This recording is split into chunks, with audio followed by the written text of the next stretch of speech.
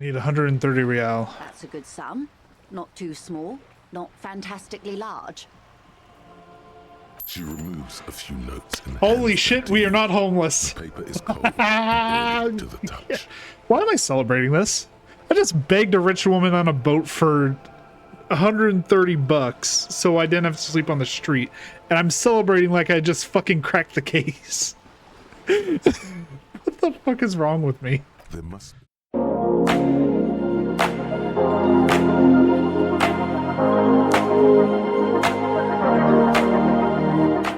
How's it going, everyone? This is Gelhall Gaming, and welcome back to some more Disco Elysium. Now let's go ahead and get right back into this, because I'm very curious where the mystery is going. I need to remind myself what we're doing. I know we need to check out the dock area, because apparently that is where the strap that was hanging the man was found. So, let's see if we can't get our way down there. We also do need to check in with the... There's a few things we need to do. We need to go back to the thing over here, because there's a toolbox we need to grab. Inside, you see a set of steering levers, a radio microphone, a pull-out toolbox, and a metallic drawer slides out from under the seat and clicks into place. The tools inside are neatly organized. Take what you need, officer. It's going to be a long case. I'm not protective of my tools, like some men are. All right, appreciate it, Kim. He's clearly a little protective of his tools. But what can you do? Work is work. Let's take the pry bar. The pry bar feels nice and cold in your hand, useful for opening all sorts of doors and lids. Do we need the chain cutters too? Hang on, let me check journal. Track down gun. Keep searching for the color despite lacking any obvious leads. Ask about tattoos' possible meaning. Track down your badge.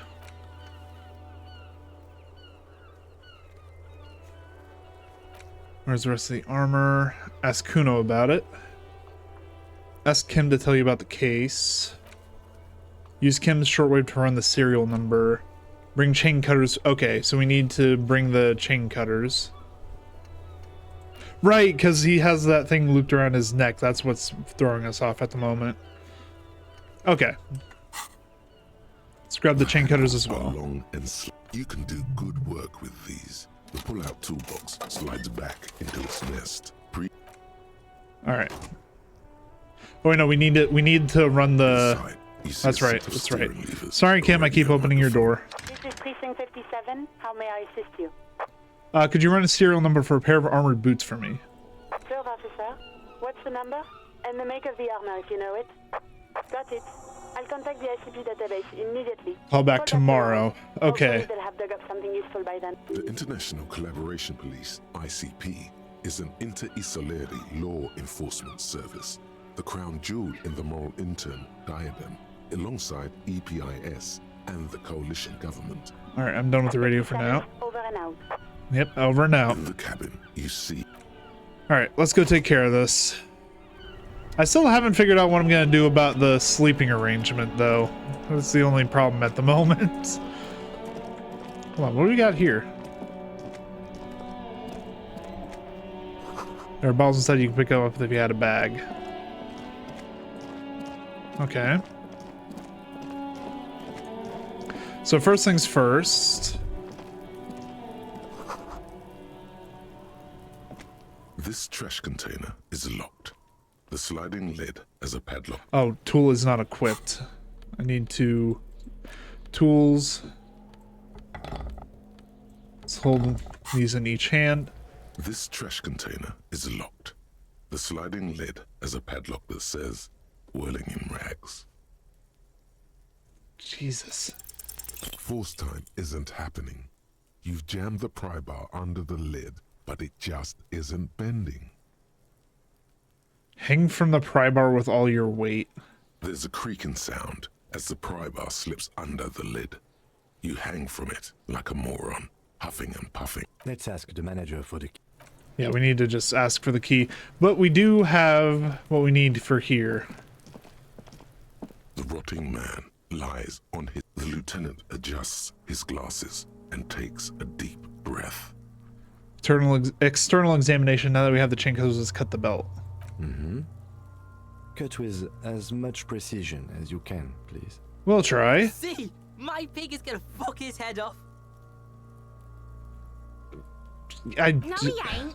Your pig's a boring fuck.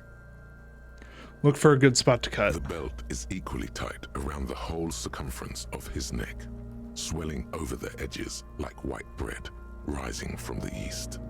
The knot is the weak spot. The chain cutters fit in there, steady now, like a flower arranger. 2 cuts and it should come loose. All right, let's try it. After Yes. seeing the decoration, Okay. You sink the cutters into the knot tying the belt together. You squeeze the rubber handles together. Sweat falls Okay. on your brow. Press down. Snap. The knot is slashed. Another cut and the belt falls apart like a flower bouquet, revealing the dead man's neck and the dark red ligature mark around it. The rope rises to a point, leaving a gap in the ligature mark. The suspension Okay. point is in the back of the neck. Hemorrhaging is observed on the skin, above and below the ligature mark. The mark is well pronounced, consistent with a drop from 1 So or drop from the top of the 1.5 tree. meters. Okay. Chest is intact, normal contour. Abdomen is protuberant, pelvis intact, genitalia. No, it's gonna happen. See. Kuno, shut up. I fucking knew it! I'm going to kill both of you. This is clearly what they've been waiting for, ever since the autopsy began. The lieutenant is trying to make it as boring as possible. Genitalia is male and unremarkable. No evidence of injury. Write it down and move Back on. is symmetrical and intact. Upper and lower extremities are intact, but asymmetrical. There are combat injuries on the right hand, thigh, and hip. Okay. In addition, I see smaller, residual scars, too numerous to count, covering about 30% of his skin. It's a lot of scarring. From wounds sustained over 2, maybe more decades, dispersal and accumulation indicates long and active combat duty. Scarring is extensive, way more than a law official's. Mm-hmm. We have a real museum here. Of battles, wars. Write it Last down. item, hands. You let the lieutenant Hands work are alone. clean. No sign of a recent struggle. Were we expecting any? I was. Maybe I'm just not seeing them. Honestly, this stench is making it hard for me to think at the moment. Write it down. That's all for the external. Well done. What next? Internal examination. Central nervous system. I have nothing. Do you have anything on this man's central nervous system? Of course, there is a moral to be drawn from it. A moral to this story. I'm gonna say no, because I think our character is going crazy again. Nope. Musculoskeletal. Purge fluid is coming from the mouth. Not injury related. Eyes and tongue protuberant. Hyoid bone. Let's see. Hyoid bone. With his eyes almost closed, the lieutenant puts his hand on the dead man's throat and begins to massage it. Gently, a rotting smell erupts from Yeah. the mouth. Purge No. fluid runs down his lips, black and viscous. You hear cracks as the lieutenant moves his sharp fingers inside the flesh, like the creaking of an old house at night. Yeah, jack that fucker off! Kid, shut the hell up. Do we have a holding cell The anywhere? hyoid bone is fractured. The rest of the musculoskeletal system is intact. Unremarkable. Okay. Write down. Respiratory system. Oral cavity shows no lesions. No The lesions. victim has received dental implants, possibly after a combat war. Okay, so replace tooth, Mouth basically. swollen. Hemorrhaging present in mucosa of the lips and mouth. We'll look inside. No scream, no sigh of relief rises from the darkness inside. It's humid there. Sickly sweet air, unlike anything Yeah, no, living. we're just gonna You write that feel down. Like you're about to throw up again, straight in that mouth of his. Yeah, write it down. Hepatobiliary. NA. Why, don't we have anything? Are you a hepatobiliary expert? Fair enough. Hepato means liver, and Liver, biliary, gallbladder, the bowel gallbladder ducts. and bile ducts. Am I an expert in those things? Nothing in your alcohol-soaked memory directs to having forensic expertise on either one. Okay, I don't think so. Neither am I. All right, right, Same for NA. toxicology and serology, NA. Toxicology and serology, so this is like any drugs that were in his system. I don't know what serology is. Unless you have untapped Reservoirs? No, but do they take obscure trivia and odd tidbits? Right, NA. cardiovascular. The body exhibits heavy lividity. Blood has gathered in the hands, Yep, feet, blood and neck. pooling without the heart pumping it. Hypostasis is visually consistent with a hanging. Gastrointestinal. Looks around to the ground to the pool of feces there. This will do. Digested semi-solid food in stomach. Voila. Judge's corpses omit the voila. What's next on the list? Description of injuries. Let's see. We have bite marks, contusions on the head and chest, and a ligature mark encircling the neck. You'll need 3 fields. Leave a 4th one too. Okay. Be thorough if you want maximum results. Bite marks. Head, chest, and scalp bite mark injuries. Predation by birds has Okay, caused so damage it to was the body. birds. Odontologist does not need to be consulted. Basically, birds just pecking at the body. And your opinion, officer? Non-fatal post-mortem. Agreed. Next injury? Contusions. So, the scalp bleeds from a post-mortem head injury, a stone. The injury does not have the rim of an early inflammatory response.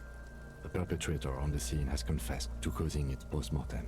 Yep. At maximum velocity, fuck off! We will note it, Kuno. Now, would you care to step into the back of the police car? Has confessed to causing it at maximum velocity. Write it down. Coagulated blood sticks to his scalp and chest, where the countless stones have hit the dead man. Beneath, Non-fatal the post-mortem. description of injury. 2 boxes. Right. Next? What's the 4th injury field for? Nothing. Just in case. Fair enough. Ligature mark. Red abraded ligature mark encircling the neck, with a gap on the nape measuring, let's say, 7 centimeters. The hyoid bone is fractured, the cervical column intact. I see hemorrhaging on the skin, above and below the ligature mark. Depth of the mark, 1 centimeter. No signs of clawing on the neck. So he was either unconscious or already dead when hung. Below the note, 2 customary boxes wait to be ticked. Think for a moment. There's time. Don't rush. Okay, let me think. Ligature mark encircling the neck. Hyoid bone is fractured, cervical column intact. Let me look this up real quick. Hyoid bone.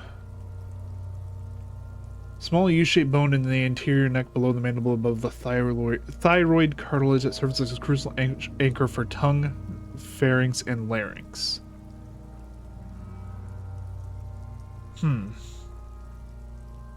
Facilitates swallowing, breathing, and speech. So if this is broken, then yeah, there is the possibility of cutting off breath. They also mentioned that the cervical column is intact, so let's look this up real quick to make sure I'm not making a mistake here. So cervical column should have maintained functionality. Upper section of the vertebral column, comprising 7 vertebrae that support the head, protect the upper spinal cord, and allow for a wide range of neck movement. Okay. Protection, mobility, and support. Susceptible to injuries such as... So without whiplash, though. Because the cervical column is prone to being injured via whiplash. If they dropped him... Like the ligature mark suggests...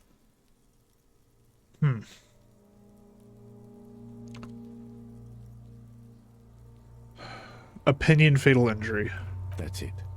We have established cause of death. It's not much, and it leaves much to be questioned. But it's a start. Let's wrap this up. I pronounce this field autopsy over. Alright, first, how did it go? Well, we established probable cause of death. Some would say that's the goal of an autopsy. What else? We were thorough with the list of injuries, too. We described them all in detail. What is there to say? Given the circumstances, it was a professional field autopsy. Alright, what now then? Now we put him in a body bag and I drive him to Forborg for processing. The lieutenant looks at the dead man one more time, then at his notebook, then at the corpse again. He's thinking, did I miss something? You tilt your head, also looking at the corpse. I'm sure we didn't get everything. There's always something. I mean, let's try it, I guess. You run your hands over the victim's cold body, his limbs, his torso with its swollen organs. Maybe you should be more thorough. Look in his pants again. You pull down his breeches. Marbling is present around the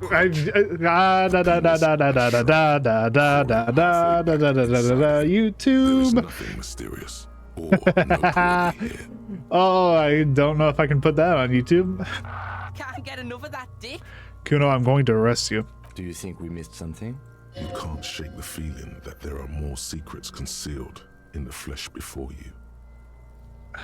There's something we're not seeing. Okay, well, we are in livor mortis here. He is disintegrating. We need to refrigerate the body if we want to conduct another examination, and we need to do it fast. Alright, where do you find a fridge for the body? It would have to be industrial in size. Let's start by asking Gart at the Whirling in Rags and the Fritz store down at the gates. If they don't know, but only if all else fails. Fuck are you looking at, being old man? You want a piece of the Kuno? Wanna get fucked?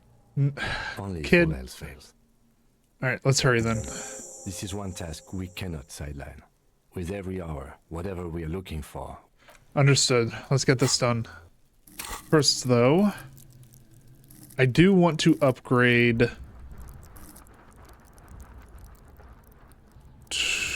perception.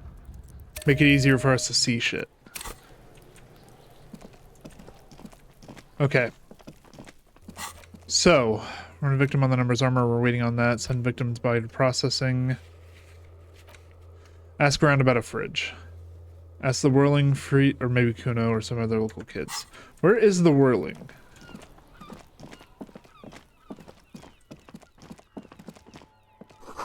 We're just saying gasoline 8B.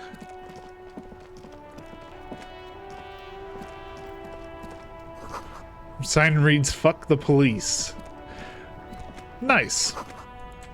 Okay. Oh, this... Oh, shit, this is the place. Closed for the winter, use the main entrance.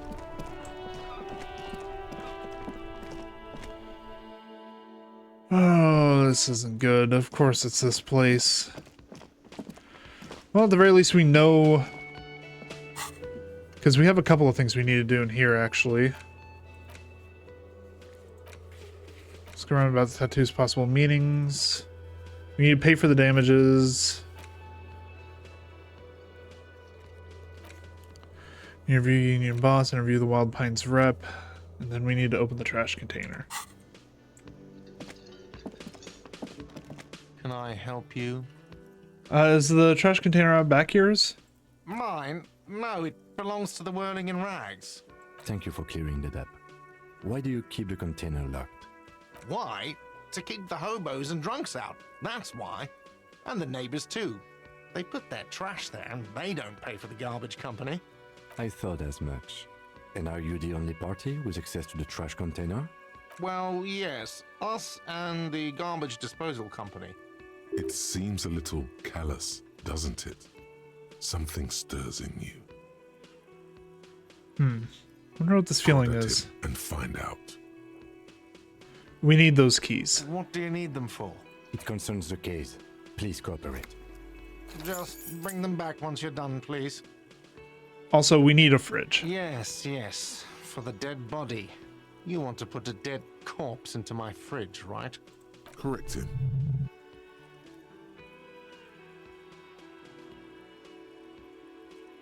No, we want to put a very important dead body in the fridge. I don't care. You're not putting a dead body into my fridge. Why? Because this is a culinary establishment. It would only be for... I'm Lieutenant, sorry. You too? You're asking too? No. The answer is no. I will not turn this place into some kind of macabre Listen, we will circus. borrow it and then we will disinfect it and give it back. Let's go talk to the freight clerk. And about that money I Yes. owe you. Have you got it? How much do I owe you again? A lot. For the room, drinks, and Okay. broken window, 130 real. Like what? This is gonna be a whole process. Water cooler. Okay, we have the keys, so let's go check in that bin. See what we got in here. We also need to talk to Kuno about the armor. This trash container is with a well-oiled crack. The lock pop don't. Maybe you shouldn't. No, we're opening The it. smell of rotten food rises to greet you. Ugh. You see soggy cartons, dirty rags, and organic waste. We're just in time. This hasn't been emptied for over a week. Look under the boxes of carton. You see milk and egg rest with one broken egg in it. Some pasta wrapper. Picking up the soggy packages somehow feels familiar. You've done this before. The movements are recorded in your elbows. The methodology in your fingers. You're used to this. Used to what? Dumpster diving? No, searching for evidence in the trash. Dive A further. box falls into pieces in your hands. Batiste Soleil cereal. There are plastic pasta packages below. And turbo noodles. Nothing of note, however. Pick at the Among the rags. threadbare kitchen towels, something catches your eye. A pair Oh. of denim trousers. Grab them. As the legs of the slime-covered jeans begin to unspool from the garbage, a rank corpse smell fills the air. Are these the victim's clothes? Oh. The smell is not nearly as bad as the cadaver. These clothes could not have been in contact with the Okay. deceased for more than 2 days after his So there death. was something in the trash. Cadaverine odor is faint. If these belong to the deceased, they were removed when he was still in the early stages of decay. Drop them in here, officer. By early stages, you mean this was taken from no more than 2 days after his death? Yes. I think the clothes were taken off to get to that armor he wore, then discarded. They must have stripped him of it fast too, the scavengers, in a matter of days. Alright, bag These are them. marked blue jeans. Pockets empty or emptied. He wore them with a belt, too, a white belt. The loops appear stretched, but the belt is missing. That's it. Do you see anything else in there? I have another bag here. Give me a sec. Something slimy catches your eye. Reach for A it. drab, long-sleeved shirt, olive-colored, appears from the food waste, dripping with pus. Alright, we This got a is shirt. military type overgarment. No label or serial number. This is the kind of rib-knit shirt that's worn over light armor to conceal it in an urban scenario. Anything more? The rest of the rags are just kitchen variety waste. A yellow old mug that catches your eye. But other than that, Nothing. All right. We should go to Gart again and ask if he knows who put the clothes in the trash.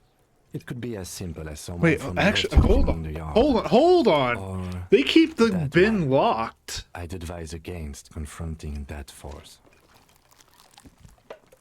So if they keep the bin locked, that means someone from the store had to have been involved. You think someone from here might have been involved? Not really. All we know is the victim's clothes are in the trash. The lid was locked, and his establishment had the key. It's just a small loose thread. All right. the Okay. lieutenant nods, then looks back into the container sounds a muffled gong. Yeah, let's go ahead and close that up. That's one thing off the list. All right. Now, Kuno, we need to talk to you about the armor. Fuck does Kuno care? I talked to the gardener. She said not to listen to you. Pig, do you have any idea how fucking stupid that sounds? It does, yes. Kuno's cruising his bitch on the town, and the bitch comes back griefing to the Kuno. What is up with that? Get the fuck out of here, fat ass. Those Damaged pants are too morale. small for you. Okay. The pants are totally okay. Don't listen to her. She's trying to give you body image problems. I need a fridge to stash the body. For the fuck imp. Good thing you asked the Kunmeister. Kuno knows a fridge. perfect for freezing. I don't believe you. Kuno knows all kinds of shit. Kuno gets around. Where can I find this perfect fridge then? Bacon Man's in a rush. But what's in it for the Kuno? What's the return on Kuno's investment? Convince the Kuno to spill the beans. Kuno's a poor kid from a poor neighborhood. Say your job is on the line. He'll sympathize. Sounds sort of weak. No, it's not weakness. It's... The fuck are you doing right Yep, now? no, that doesn't happen. Don't pay attention to him. Just keep... Oh, no. We can just send the body. Kuno's never seen anything so lame. Listen, pig. If you were Kuno, the fuck would you care?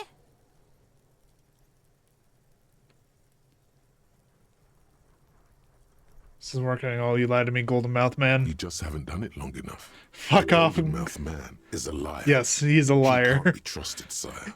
He only wants to humiliate you. No, it's the face blob who's trying to humiliate you. What is going on? Why are does he my speak inner like voices that? arguing? Why can't he speak like a normal person? What the fuck? Okay.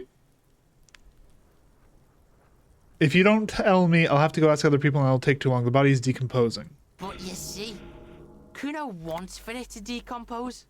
Kuno digs that cadaver shit. Go fuck off and ask someone else. Why don't we go pester some other... That's actually not such a bad idea. Kuno just Fuck off, Kuno. The other thing I'm wondering about is, now that we have a crowbar, can we try and get in here? Inconspicuous pile of the roofing material, because there's a secret door hidden behind the panels of Eternite. That's why they're too... Or there it is. You see a shabby little door. Fucking bingo. Hell yeah. What is this then? Alright, what do we got in here? Whoa. Looks like some Lord of the Flies shit in here.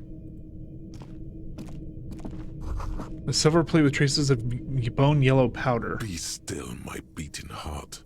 It's amphetamine. Sweet I amphetamine. guarantee you it's not. The lieutenant isn't studying the powder in the mirror. He's studying you. There's a good vague way to ask where he stands on drug use. Professionally, I mean. Someone is taking narcotics here. Perhaps the police should interfere? Perhaps not. This is below our pay grade, detective. However, What's the ladder in the corner? see that ladder there? It's probably another way into the industrial harbor, no? A secret path the local kids use. Okay, so we actually have a way into the harbor. Get out of the way or get fucked up. Cured pig's head. It looks mummified. An empty lube of magnesolum, magnesium supplement. Magnesium supplement you rub on your chest to give a happy magnesium-rich life. Okay. So nothing useful. Oh, hello.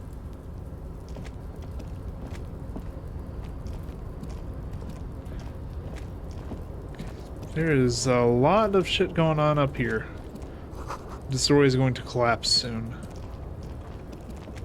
Restoration pillars keep the ruins together. I wonder if we can't... Because this looks like somewhere I might have left my gun. So I'm wondering if this might be where we left it. Oh. Yeah, take that.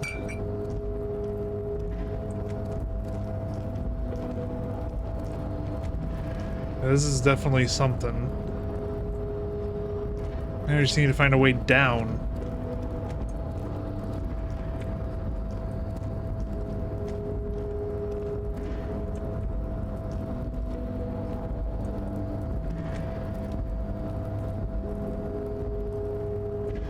Is there a way down?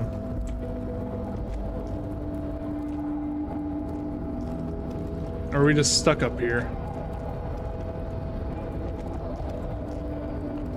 Okay, fuck. Well, that looked like a way into the harbor.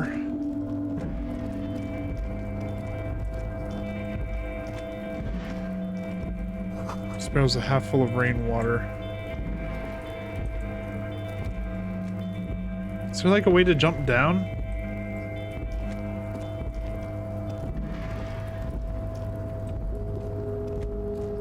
Okay, so I figured out, by the way, I can right click to show stuff I can interact with.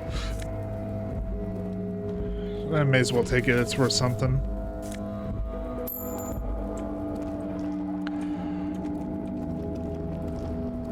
We have $1.30. We are quite literally 1% of the way to being able to pay off our tab.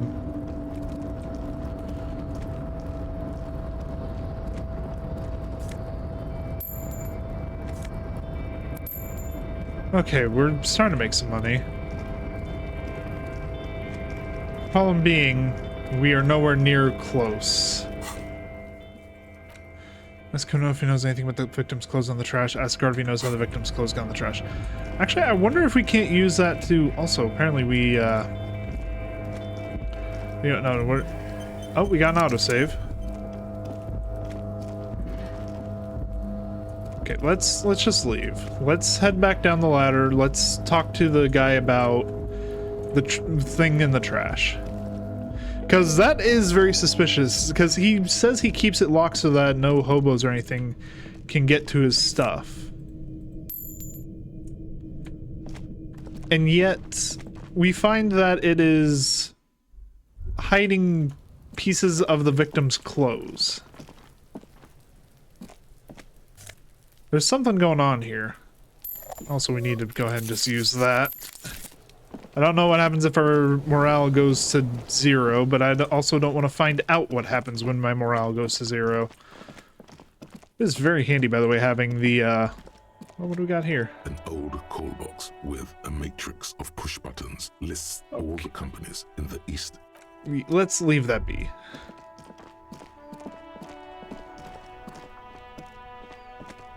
This Post Levantorie mail collection box has been heavily vandalized with graffito. 2 A closer bullet holes. A faint sticker on the side reads, RCM Emergencies Desk number 8102, with a slogan, Mankind, be vigilant. Okay. We're just gonna leave things be for right now. I need to talk to that guy about... Yeah, let's talk to him about the dumpster. That's our solid lead right now. Let's talk to him about the dumpster. And maybe our debt if we can find a way to pay more of it. Oh, the kitchen's open now.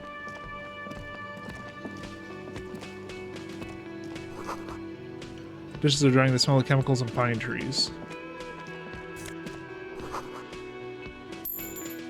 Do you not even care that I just stole money from you? Alright.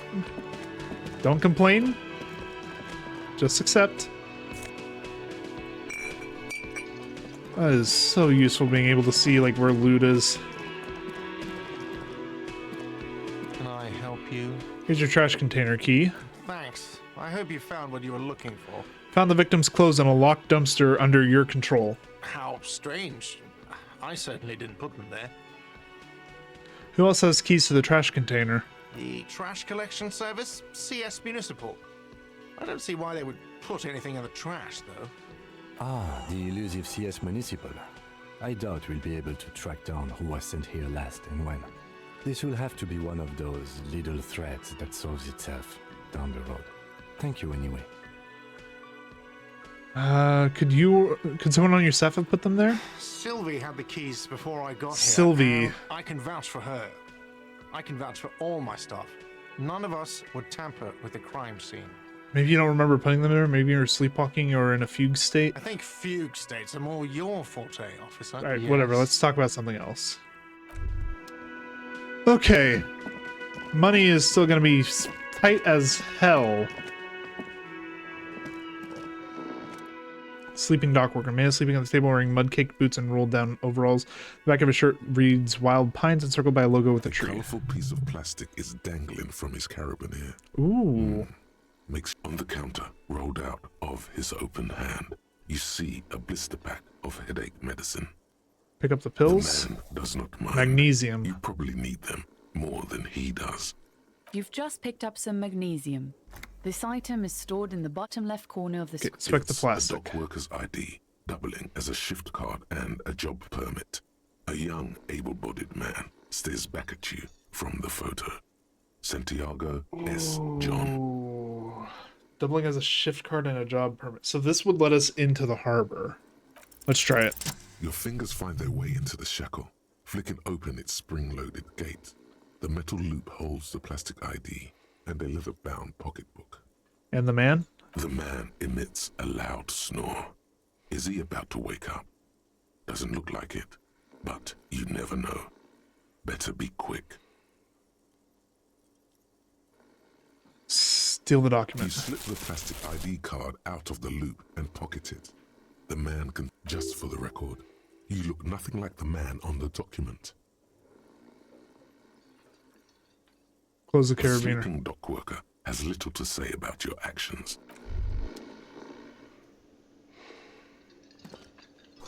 Ball of rum has been knocked over. Beautiful dark liquid is spilling out.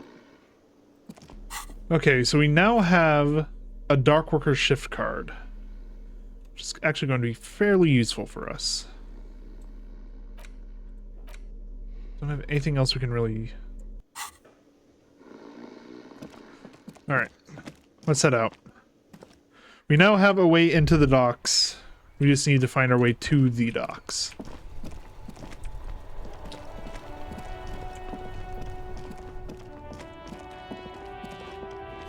Goods from the lorry haphazardly litter the surroundings. Okay.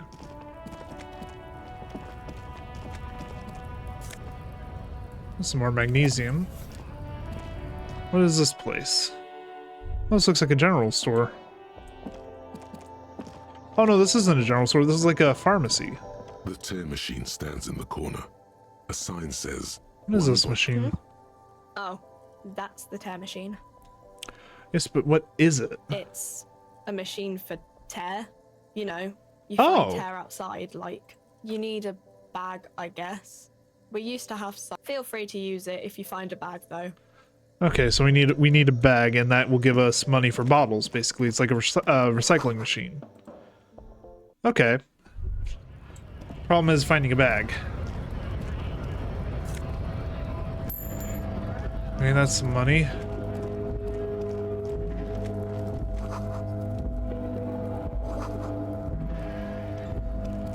Welcome to Revachol. Why are you addressing my partner like that? Don't you welcome to Revachol me. My grandfather came here from a 3,000-year-old racist isolationist culture, while your ancestors came to this island a mere 300 years ago. Every school of thought and government has failed in the city, but I love it nonetheless. It belongs to me as much as it belongs to you. What's happening? You sound angry, Kim. It's men like you who keep Revachol divided, making it that much harder for everyone to climb out of this post-war limbo. what he means is, fixation on the Revacholian nation makes it harder for Revachol to actually attain self-determination. He's right. You're undermining our best shot at real self-determination. Oh, come on, man. I just said welcome to Revachol. It's a lorry driver thing. I know exactly what you meant. You think my kind doesn't belong here. Ooh. That I should watch myself and behave. Yeah. Okay, that makes sense. But you see, I'm an officer of the RCN. It's actually my job to make sure Kim, maybe you we calm behave. down a little bit before I we would get advise you our to remember kneecaps that. broken. Silence. The air between them becomes tense. Your partner needs backup. Now's your moment to shine. Fucking A, Kim, I got your back. You two make a cute couple. You know that? The lieutenant Fuck you. exhales and resumes his regular calmness. That's all. We have a couple questions. Whatever you say, officers. He smells of heavy motor oils and his breath of high tar content cigarettes, probably Astra Whites. What are you hauling? Oh, not much anymore. I'm here to pick up some cargo, but the dock workers are on strike, so it's a sit and wait on your ass situation. What kind of cargo? Apples. Apples is exactly the kind of thing you'd say if you had something to hide. Sounds like a cover story to me. Look, as detective, I come from a long line of lorrymen. We got ancient rights and privileges. He loses his patience for explaining it. Oh, I'm here to pick up a load of fucking apples, man. Just regular Koiko picked apples. Damn, you're not gonna get more out of him on this. He's put up the wall of racism. You said something about the rights and privileges of lorrymen? Oh yeah, they're a big deal. My great-grandfather was a carter, had a royal license and everything. We've tried to hold on to our privileges. And that's a privilege? Sure fucking is. We have a guild and everything, huh? Very ancient. Very prestigious. So you're in a Carter's Guild? Goddamn right. They've been trying to fuck us out of our heritage in the name of profit. But when they try to replace us, they'll regret it. Trusting street thugs with their goods is going to fuck them right up the ass. Mark my words. Generations of practice and no laughing matter. What was that argument all about? It's about biological determinism, natural law, the sorting of the races. Not the most popular topic nowadays, with the coalition in charge and all. You might want to change the topic. That is, bury your head under the sand like common sheep. So you're just a racist. Makes sense. I'm not just racist. Look, I've read books. Huh?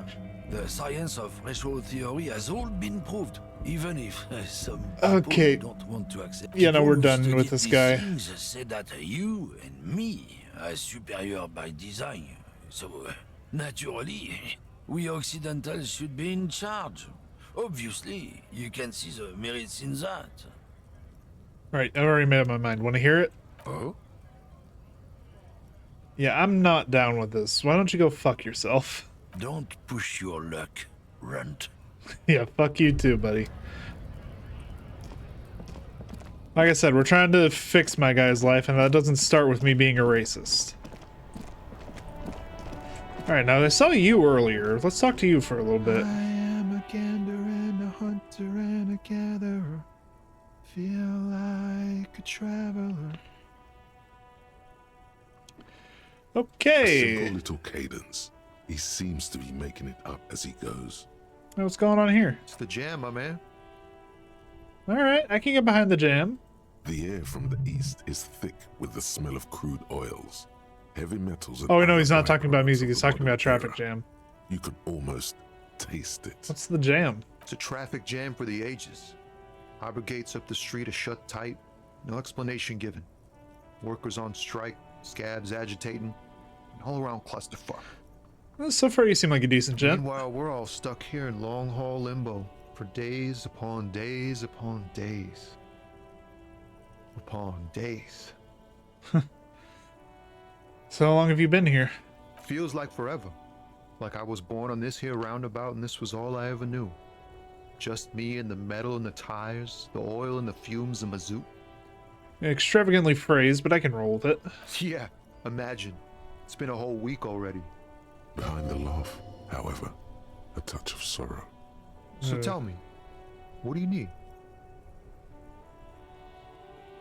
Know anything about the dead man, the one hanging behind the hostel there? He ain't one of us drivers. I know that. All accounted for. Otherwise, I haven't really asked about that. Been wasting time right here. Keep him busy. Fair enough, buddy. It's easy to see he's telling the truth.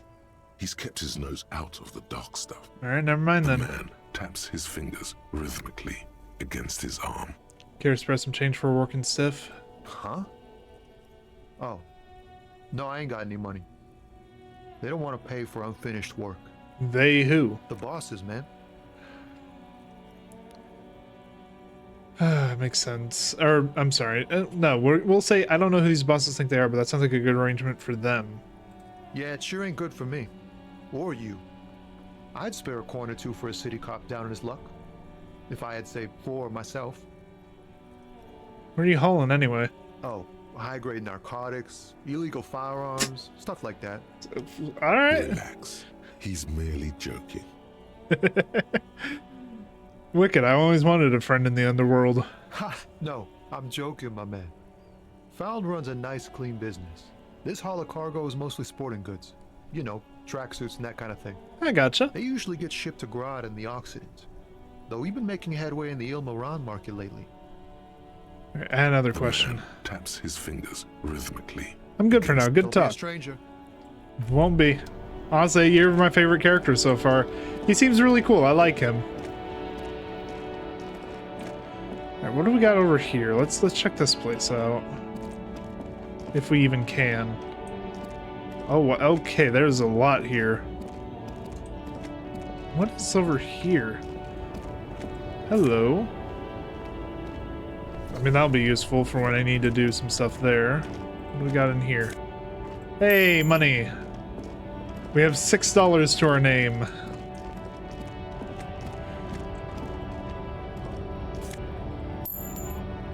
Make that just about 7. What do you got over here? A lorry stuck in the traffic jam.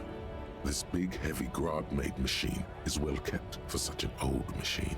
Look in the window. The windows are clear. They've been recently washed.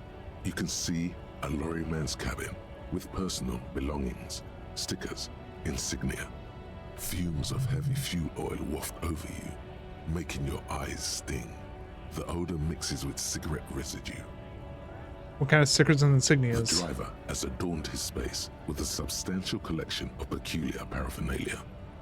Proclamations about honor, strength, and purity are glued to various panels. A large metal pendant hangs from the rear view mirror. The pendant features a sun crown with wavy rays. It is a seal of Royalist era Revachol. What about the back seat? The back end of the cabin has a small perch to sleep, large ashtrays. There are several suns and wheels sewn into the curtains. Okay. Racist nationalist paraphernalia. Not unusual in this part of town. This is our guy. Think this lorry belongs to our tough guy? Likely, yes. This guy's proud of who he is. Drapes it all over his machine. Got it. There he is, in front of Peter, smoking nervous. Okay. Hello? Bastards! We have a right to work! Scab leader. So this is... If I remember what scabs are, this is basically the guy who's wanting to cross the picket line. What's going on here? Hold up and stay frosty, everyone. Cops are here. God, okay, you're a big boy. You here to fuck with us? Beat the honest worker down. No. Good. We're fighting for a cause here. Right to work! Right to work! Besides, we're not that different. It helps if people see us talking, cops and strikebreakers together. Shows authorities are on our side. Builds confidence. What kind of cause are we talking about? Rights of people, rights of workers, to have gainful employment, to make a salary, and feed their families. Okay. His manner of speaking is wooden, the tone of voice bland Ooh. and uninspired. Oh. As if compiling replies Okay, so from he might actually... phrases. He might be... Okay. I have some questions for you. Maybe you should ask them the questions, like why we're not allowed to make a living here. Shame on you! We have families to feed, you piece of shit. So do we, Scab. Call me manana. Okay, I actually need to speak with the union boss. Have fun. Union shits are on full strike. Don't think they're going to let you through the gates. Why you want to meet that fat asshole? I'm interviewing people about a murder that took place here behind the hostel cafeteria. I know nothing about a murder. Whoa! Said that a little fast, buddy. The mention of a killing sends a barely noticeable shiver of tenseness through him. Interesting. Absolutely nothing. Wouldn't put it past these harbor bugs. They'd do anything to stay alive. Right to work! It's shameful. Cops doing nothing. You should bring backup, open up the gates for us. Blockading gainful employment for workers is a crime. This isn't really my area of expertise. We are not picking a side in this just yet, sir. Pity. Let us work! Okay, I'm just gonna leave now. That is interesting, though. There's something there. Scab? You're hazy on the notion of a scab. Smells like politics, though. Maybe it's got something to do with the flask he reaches for from time to time. What exactly is a scab? A kind of a worm, content with mere survival. They come, they want to do our job for shittier pay, screwing over both themselves and us. Everybody loses. Don't seem to like him much. Gotta be bloody stupid or freaking evil to scab. Or I guess scared, maybe. But scared of what? Of who? Personally, I'd rather beg than scab. If the gentleman shouting on the street came begging, maybe they'd have gotten something. Have you tried talking to them? We've explained the matters, but they don't listen. This lot would be reasonable and go home if the big guy wasn't riling them up all the time. Big guy. He means the leader of the scabs. I'm not a scab, I'm a cop. I was just messing with you. No one's ever seen a cop scab. Imagine, you cops going on a strike, but then another cop comes in and says, let us cop for less money. Psst, show him your stolen card. Now has arrived the perfect moment. Drama, no. Speaking of, what brings the RCM here? To the wild north? Come to see the strife? Need to get past the gates and speak with your boss. Oh, good, good. What matters do you want to discuss with Everard? He might have information about killing that took place behind the hostel. Everard's got a lot of knowledge about a lot of things, eh? Doesn't often dole it out, though. But sure, why not? Does this mean you can let me through the gate? I don't operate in that capacity. I'm not a granter of passage. The passage grants itself. Okay, you're an interesting one. All so simple. Why don't the strikebreakers just go up the stairs? That's simple. I just walk in. Aye. Walk right past Measurehead and go in. Measurehead? Yeah, the 2.5 meter tall Semini supremacist there. Walk right past him. Right. Then press the button to unlock the door. Uh-huh. Then go past him again. Okay. And you enter the arbor through the office. Está. So you're saying it's actually quite difficult? Don't worry, I'm sure it's not completely impossible. For example, you could best measure No, the in a fuck I physical can't. confrontation. Or you could convert to a Semini supremacist worldview. Or, maybe it actually is completely impossible. Many of the scabs try converting to his worldview? Jean-Luc himself would say the philosophy has proven overly heroic for the scabs to convert to. Not enough intuition. Has anyone here ever bested him in a physical confrontation? Not yet, no. He's incredibly strong. Got it. Sure. Another thing. Nice talk. Gotta get moving. We're not gonna ask him for money. That's gonna do bad first impression. What do we got here? A notice in case of a strike, press button behind guard. Medically sealed door locked by electronic means. There's no lock picking or door kicking this one. Alright, let's figure this out. Maybe we can do something here. Nobody comes close to Measurehead. Measurehead is law. What's up, Measurehead? Your body betrays your degeneracy. Yeah, Measurehead.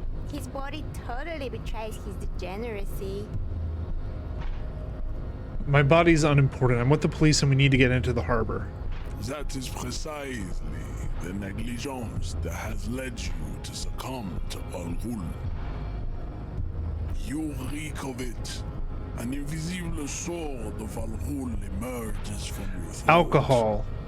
You cannot see it, but others can. It is making the woman in my company sick. Wait, Al Ghul? Yes, Al-Ghul. He means alcohol.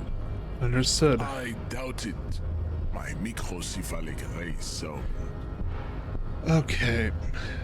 You're right, I'm an alcoholic. Now I need to enter the harbor. No, you don't. You need to get another drink. Occidental Haplogroup B4 is done giving orders around here. The influence of the ham sandwich race is waning.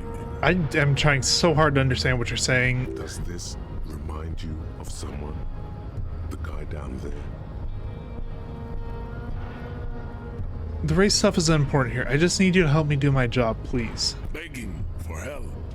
A attempting to pass via for cooperation. How far the Occidental haplogroup has fallen. You were once a noble and powerful race. You gave the world eugenics. Of course, eugenics is the first thing you say. And powerful weapons of war. Why did I feel like that was going to be what you would say here? You made great gains in metallurgy, race theory, and statecraft. You dominated lesser cultures, like the deformed Hemians and the inexplicably potato-obsessed Kroikos. But now your ascent to the genetic summit has halted.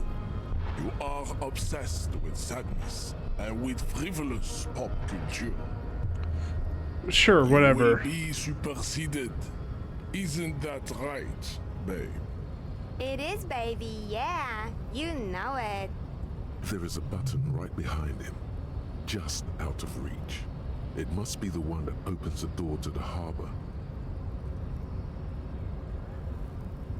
The situation is serious. Your people... No, we don't say your people have probably killed a man. I need to talk to your boss. You're right about all this. I need you to just let me go into the harbor. Enough with this begging. You should leave the stage of history with dignity by inviting the other races to a great world war. Bring your troops to the Simonine Islands and to Boogie Street, and we will pulverize you. When you are gone, we will build a museum for you. Can you please stop being racist for 2 seconds? There's a murder that's happened. With bottles of Al Ghul, your beloved beverage. Inside, we will store the odes to homosexuality you call art, and your microcephalic skulls. Is there anyone in this civilization who is not an absolute fucking nutter? There may be a peaceful solution to this. You could internalize Measurehead's race theory. He would take you as one of his own. Wouldn't that mean I'd have to become a Seminese supremacist myself? Well, not as such. What you do with a mastery of advanced race theory is up to you. You could reject the findings, sure, or accept them and become an advanced We will reject the findings, but conceptualization. Ask what kind of races there are first. Classification is core to this stuff. I'm new to this world. Help me understand its races. I need to know what kind of different races are there. Do you? This is for the thing. The lieutenant looks toward the harbor's electronic door, and then to you. He lets out an audible sigh. You are obviously a liberal, Sayolite. A polyculturalist. I can see it from your love of microtechnology and your sartorial choices. Do not deny your friend the truth you have denied yourself. There are 3 categories of race. Type A, the heroic races. Type B, the survival we're learning to be races. racist today, ladies and gentlemen. The vile CF race cauldron of pederasty. Okay. Which one do you need education on? Type A. Those are the Simonese, the Areopagite, and the Occidentals, excluding the Maun, of course. The Maun are riddled with eczema to the point where they find it impossible to smile. They are all lactose intolerant, a common result of inbreeding. A receding genetic pool has led the Maun on reprehensible street parades. In Maun cities like Stadskanal and Vredefort, wearing wooden clogs on their feet and little green tassels on their hats. Sure. Okay, got it. Who are the type A then in your view? Vespertines and Messenians of Vesper and Messina. The ancient Meteorans of Meteo by the golden Pisantic Sea. The Suren of Sur-la-Clé, and even the North Königsteiners, all have Type A race propensities. Okay. The other large Mondial civilization, the Mesk, are too yellow and oleaginous. Oh my god. A heroic race. Why am I listening to this man? They are violent and expansionist. but they have a glandular problem. Overproduction of sebum. Sebum is leaking into their brains, making them listen to El Mariachi music and eat toxic minced meat-based food, which in turn only produces more sebum. And who are the Semines and Aeropagites in this? As proven by the Maun and the Mask, Occidental Type A is in retrograde. The Semines and the Areopagites are on the ascent. And what's the difference between the Semines and the Aeropagites? The Areopagites are sleek, long-headed. The Semines are powerful, mesomorphic. The former is an immutable progenitor, unchanged since the Super Isola of Pericarnassus. Ancient what is going on? Slender skulls. Why am I having this conversation? Is perfected and adapting.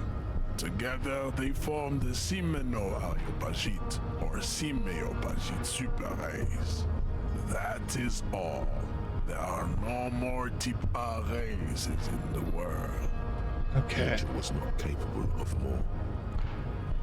Type B then. Type B are the unheroic races, amorphous non-competitors of the great race. The Koikos and the Vacholier, they are mud-colored. The Koikos of Grad, Hugo, Zimsk, Shest et al. Are what you would call white, officer, in a suspect description. You said Koikos. I've been trained to identify those white in official descriptions. Yes. To an untrained eye, the Koiko appear white and pinkish, like a ham sandwich. What the fuck is But look going into on? their eyes and you will see. They are of an indistinct color, and so is their skin. Unhealthy, muddy, and ashen. I didn't want to be racist today. I never thought I'd have to say that.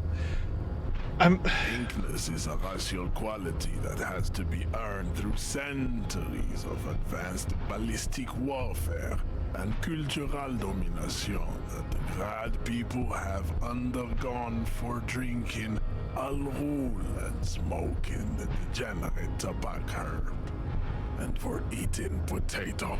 Didn't realize potatoes were evil. Koiko, the countless micronationalities of Grad are all inexplicably obsessed with potat. Is Koiko Russia? They like more is divided into microscopic ethnostates, like political amoeba.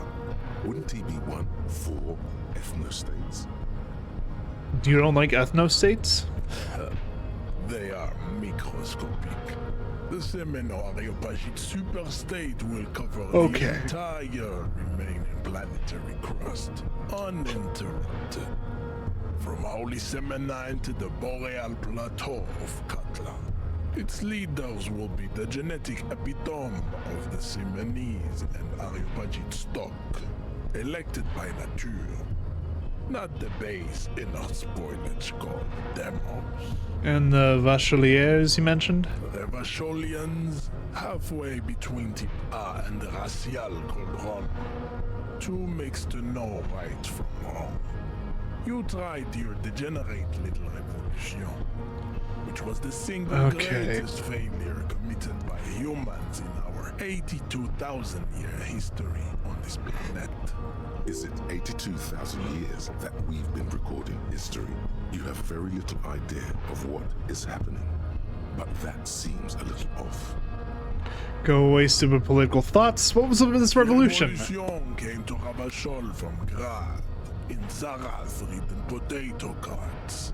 It is literally an illness, a prion disease that leaves the parietal and frontal lobe ridden with holes. A soft, sponge-like mass of dementia, hallucination, and paranoia. The revolution is fatal familial insomnia. A hereditary prion condition passed from the Koiko to the Occidentals. But not sexually. Probably through trade routes and potate acid, the prime component of the potato plant. Okay. So, I'm still struggling to understand what the fuck he's talking about. I don't know if I want to know what he's talking about. Of the bare mediocrity. Alright, and then the CF. I'm not even gonna say what that says. The F are a museum of failed chimeric experiments and tragic maladaptations. They are tortured creatures waiting to be put to sleep. Your morbid interest in them worries me. Yes, better not to go into it. It would be cruel to entertain ourselves with their deformities. Were there any able-bodied races you needed education on? I've been through all the types, so I understand advanced race theory. You understand nothing. To solve the great race enigma, you have to first ask yourself, what is the race enigma?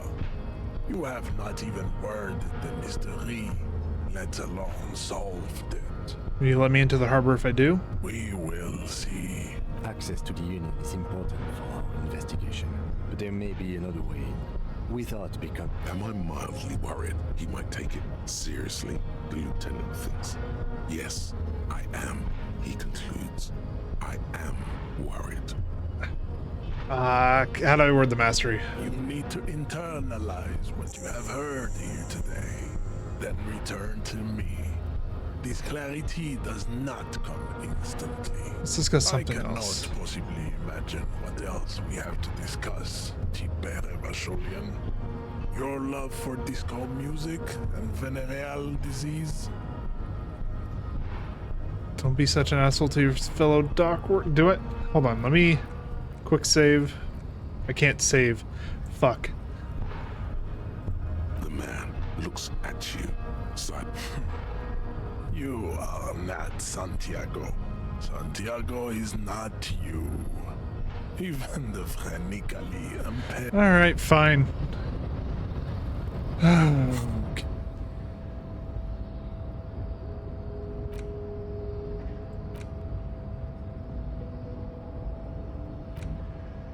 Minus one drama, fooled by the absurdity.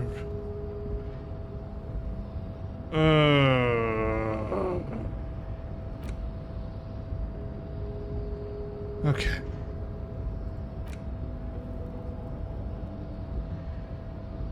We actually can't internalize it at the moment.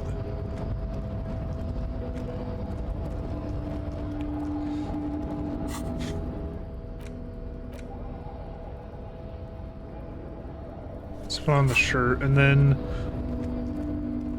Is there anything we can do? That's the problem. We might be able to get in if we do this. I don't want to do this, though. I want to be a good person.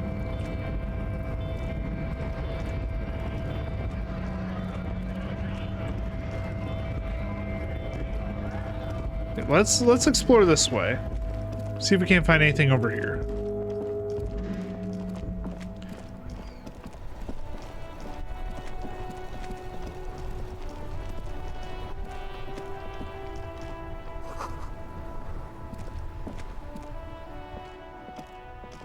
Oh, there's something over here.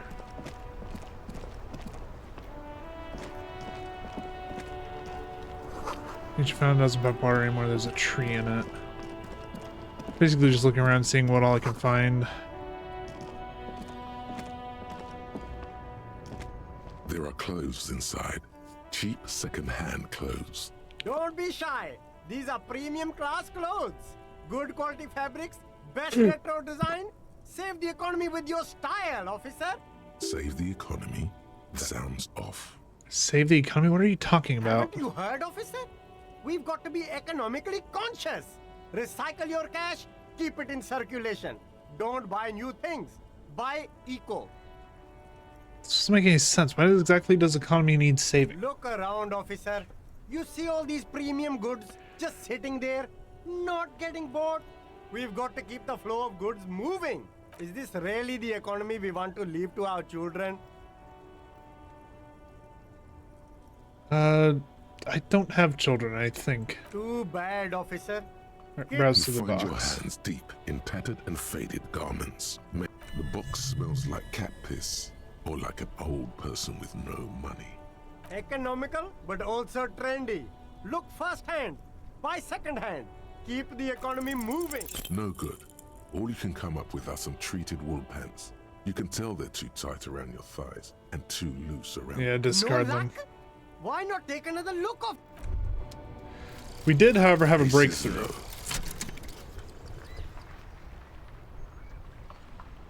For the rest of the world, the Aces Low is just some cool Revachol thing, politically neutral. All right, and then we're also getting close to getting Lonesome Long Way Home.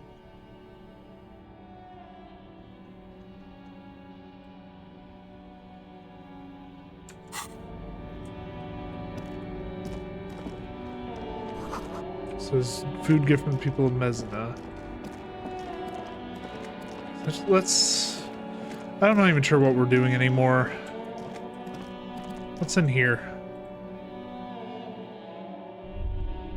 Well, this looks interesting. You see rows of toy soldiers guarding the rest of the trinkets displayed on the table.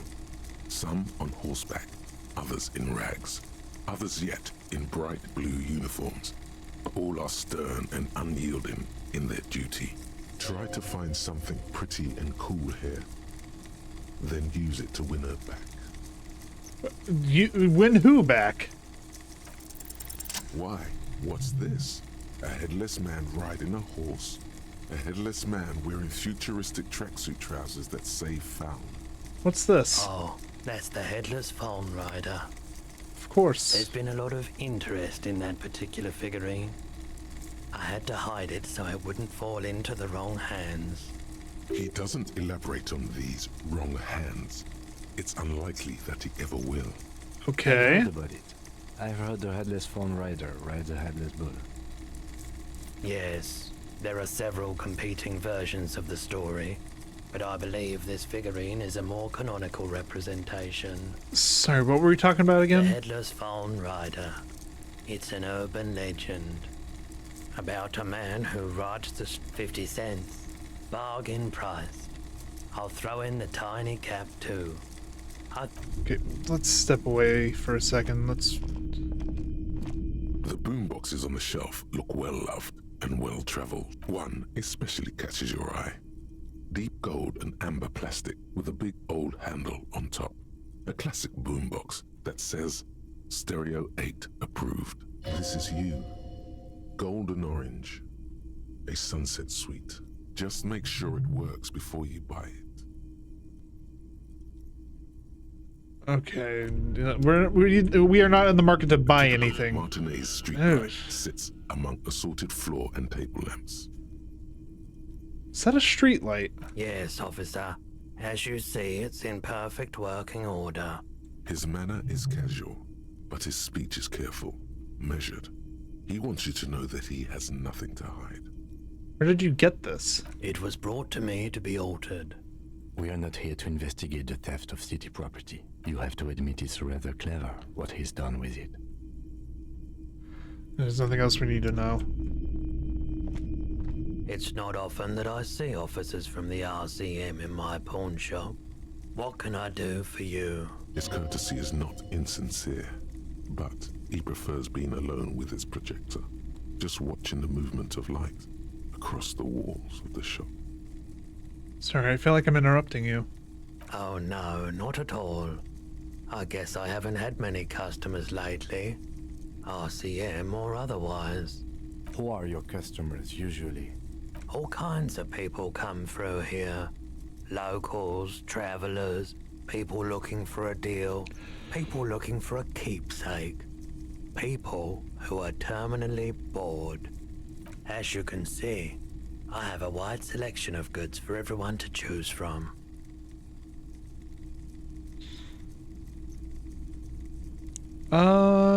Quite the collection indeed. It keeps me entertained.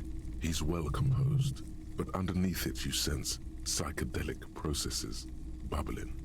Some kind of drug, maybe. Something like to sell. Let me have a look. Check my pockets. Anything else you're thinking of selling?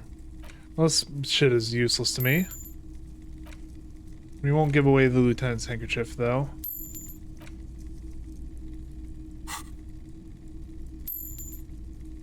Okay, we don't have anything else. Perhaps. Other business to take care of. Okay. I think we're good to leave this place. We need more money, though. We're at 20. We need a lot more. We need 110.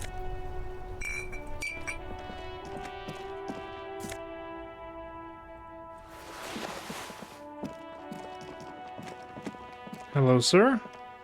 A couple of indicator lights are missing from this control panel. Loose wires dangle. This panel usually closes the water lock, turning it into a bridge that lets you cross the canal. But there's a crashed salmon and butter sign in the way. Pulling the lever probably won't do anything.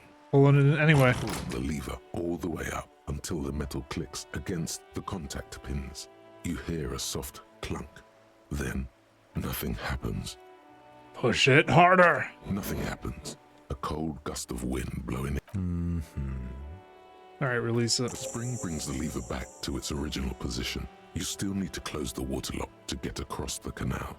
Some other way. Isn't there a sign over there saying functionality will be restored on Wednesday? On Wednesday morning. Okay. So we can't go there until Wednesday morning. In that case, I'm not sure what else we can really do here. Let's keep looking. We might find something.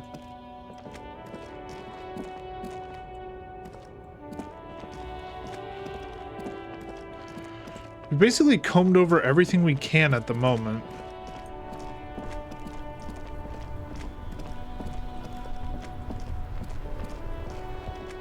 Did I sleep on a park bench?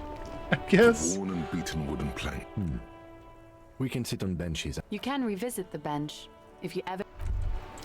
Okay, if we ever need to pass time whenever the lieutenant isn't here, we can go to the bench to pass time.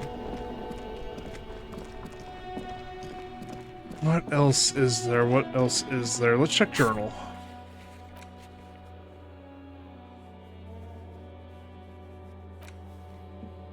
Close water lock on Wednesday. Let's look at my map.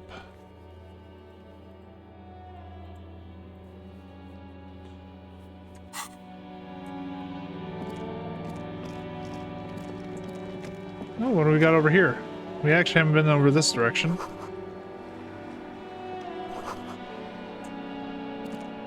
Oh, apparently we found the smut area. Got it. Hold on. This coin-operated viewer is facing southwest. Its coin slot. Okay. Hello, bag. We have a bag. We can use this. Tools. Give.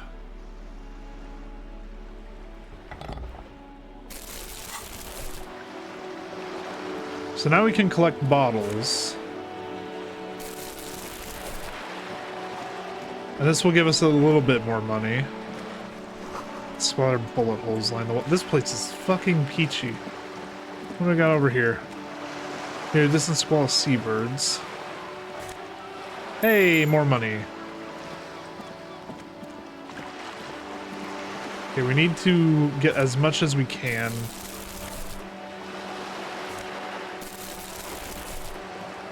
As much as we can, as quickly as we can.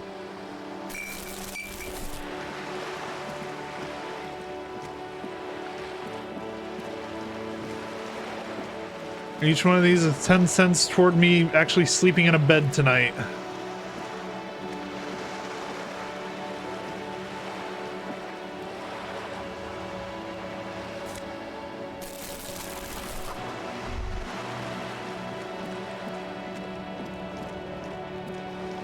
Hold on, what's that blue?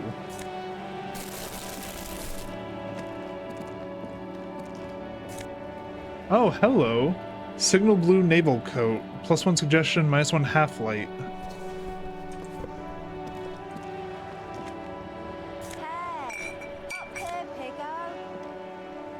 Oh, well, lovely. There's people here too. You know, we're not coming up here. We are gonna find some more bottles, though. Find a hell of a lot of bottles, actually. Hey, some more magnesium. There's a lot of people around here, I'm noticing.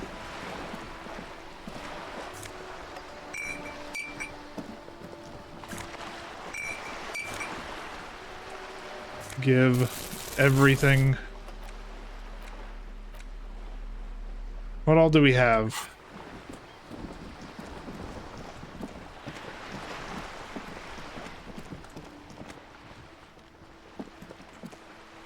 There's no way we're gonna get enough. Metal door guards the knock door it. rattles against your knuckles, but there's no response. Knock The again. door rattles again, but Stop banging on the door. I'm not letting any more strangers inside. This is the police. Open the door. The police? Everyone knows the police don't come round here. I'm not joking. No, I already told you. Go Alright, check the fine. backyard door. Maybe some. backyard door. There must be another entrance to the. Okay, so we can get in there another way. The streets will flow red once more. A great torrent rushing down Rue de Esperance.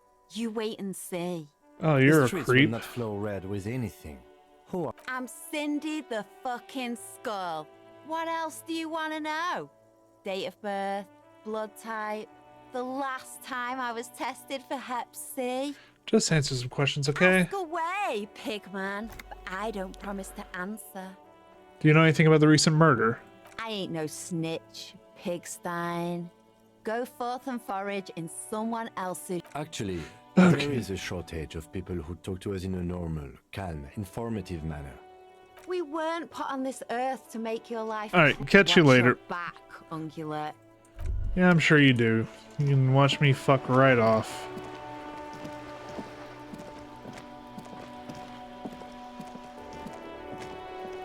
This is a wall on the side of an apartment building. Okay. Oh, lonesome long way home. Long way home. So we got something here. Here we go. Home awaits. Walk past Station 41 and through the market, past the Boogie Street spearhead to the other side of the lake, the frozen eye at the center of the district. Then past the video rental store on the corner. There, at the end of a street lined with pine trees, a small house. So basically we don't have a home. Lovely. And here I thought that might have been a way out of the debt.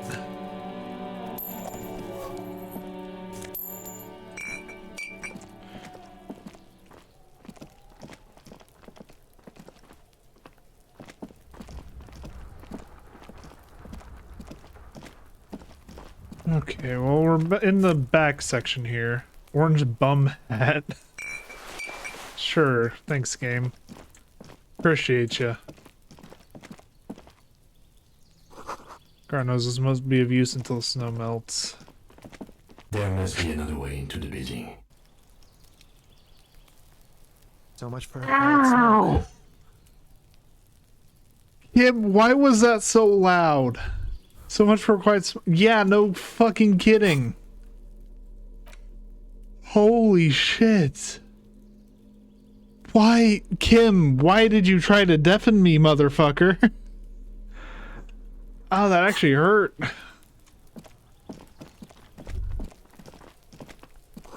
It's a closed door, but you look at it suspiciously. Okay, so there's nothing back here. Oh, we are so fucked.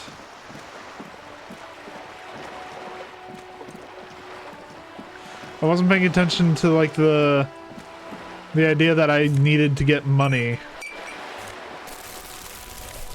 And now I am going to have a lot of trouble getting money.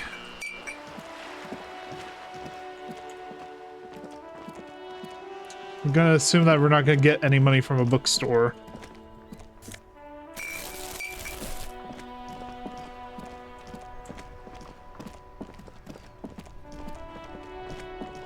Okay. Let's sell what we have, take stock. The tear machine stands. Your bottles clunk into the machine, and the 24. We aren't getting shit.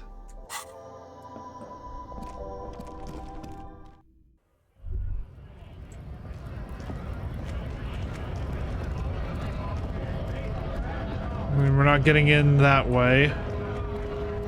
Let's see. Let's check the kids' route again. See if there's anything there.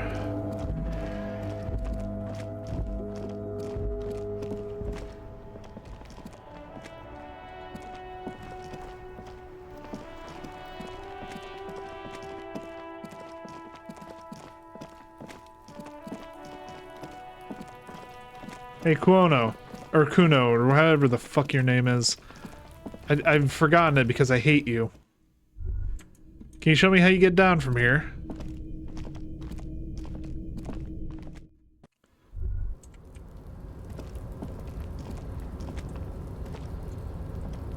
If I had to assume... Because we know where the dockyard is now. It's like up to the right.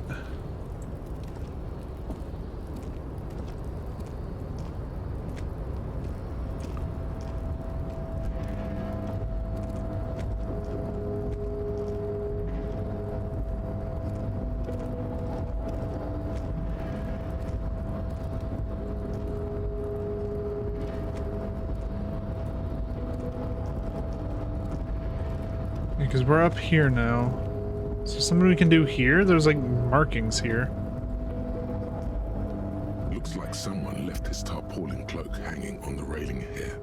When the wind ruffles the cloak, you can most definitely see a white rectangle on its You son of a gun, it's a cop's cloak. Yes, it's probably yours. It bears the RCM in. You could probably make the jump. You look like you've done some track and field in your day. Go for the cloak, jump over the ledge. This is gonna go fucking horribly.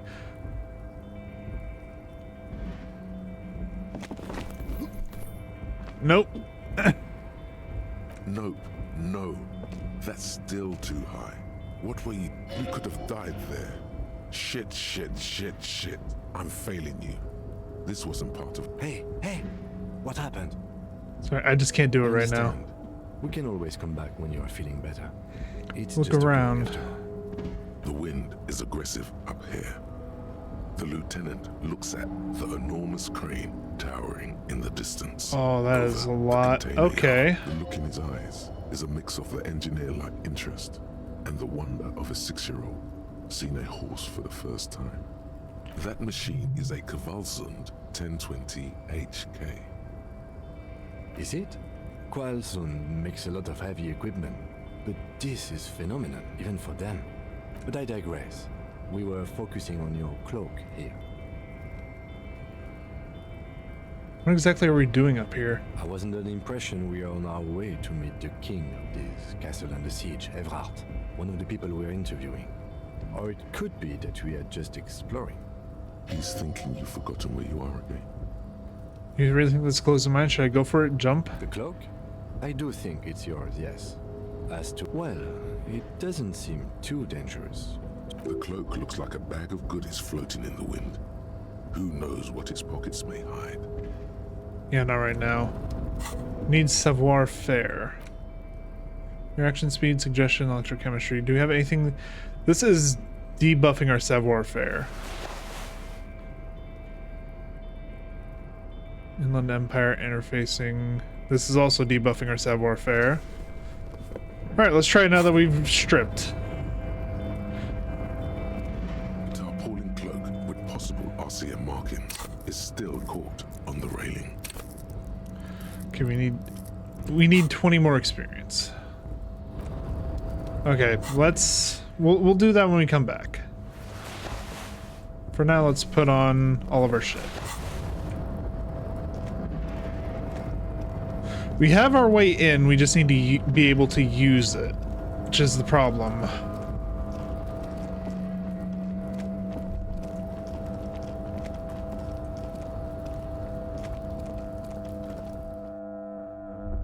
Okay.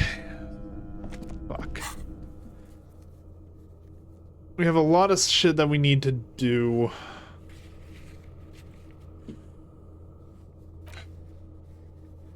Where's the rest of the armor? Ask Kuno what he knows. We need to ask him again about the amount we owe. See if we can't get that decreased. Like do like a payment plan.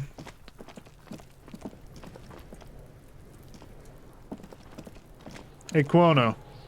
Or Kuno. Fuck does Kuno care? Hey Kuno, I found your shack. You found Kuno's secret door to Kuno's secret shack. It was closed for 5,000 years. How the fuck did you get in? Push the panels aside, Kuno. And then what? You fucking there. You fucking Kuno's kingdom. He's trying to fuck at you again, Kuno. Found a plate covered with powder residue. Know anything about it? That's where Kuno gets his daily hit of electric. Kuno Shazam. Hey, I have a reason to arrest this kid now. I'm so happy. You'd like to ride the lightning too, wouldn't you? You feel tired and old, but you could have that sparkle in your eyes. Can I get into the harbor from the roof? Of course you fucking can. How do you think Kuno made all the docky boys his gimps? Just got a fly pig. I tried that, didn't go so well. Kuno knows. Kuno and C saw you shit yourself. It's okay, pig. Not everyone can face the fear Kuno style. That's all there is to it then. Don't be a pansy. Just jump. Is that my coat up there? I'm pretty sure it's mine. Is it? You got pretty fucked. Kuno's surprised you've still got your head after all that. After all what? Don't sweat it, drunk pig. Kuno will keep your nasty secrets. Kuno's not snitching. He's saying you climbed up there. He probably saw you do it. Yet, that conclusively explains how the coat got up there. Alright, I've heard enough of this. Pigmeister, don't come and talk to Kuno about his king. Kuno does... Alright, we're off.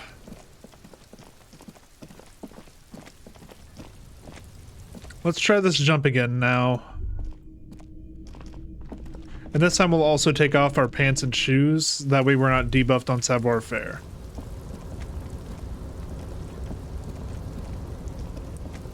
I never thought I would be like half stripping in order to make a jump easier, but here we are.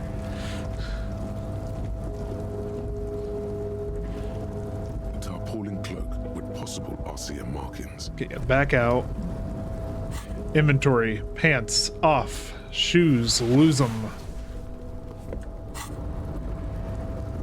Tarpaulin cloak with possible RCM markings is still got it on the railing. As you leap in the air, a chilly breeze engulfs you, sharpening your senses. Continue your voyage through the salty air.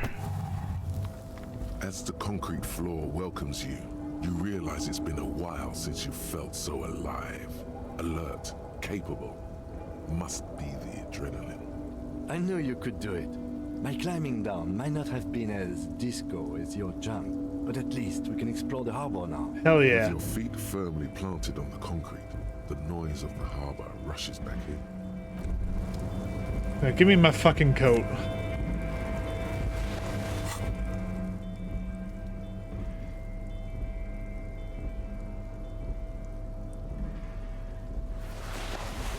Let's also go ahead and put back on all of our clothes. Alright. Now that's done with. What do we got in here? Oh, there's a lot of shit in here, actually.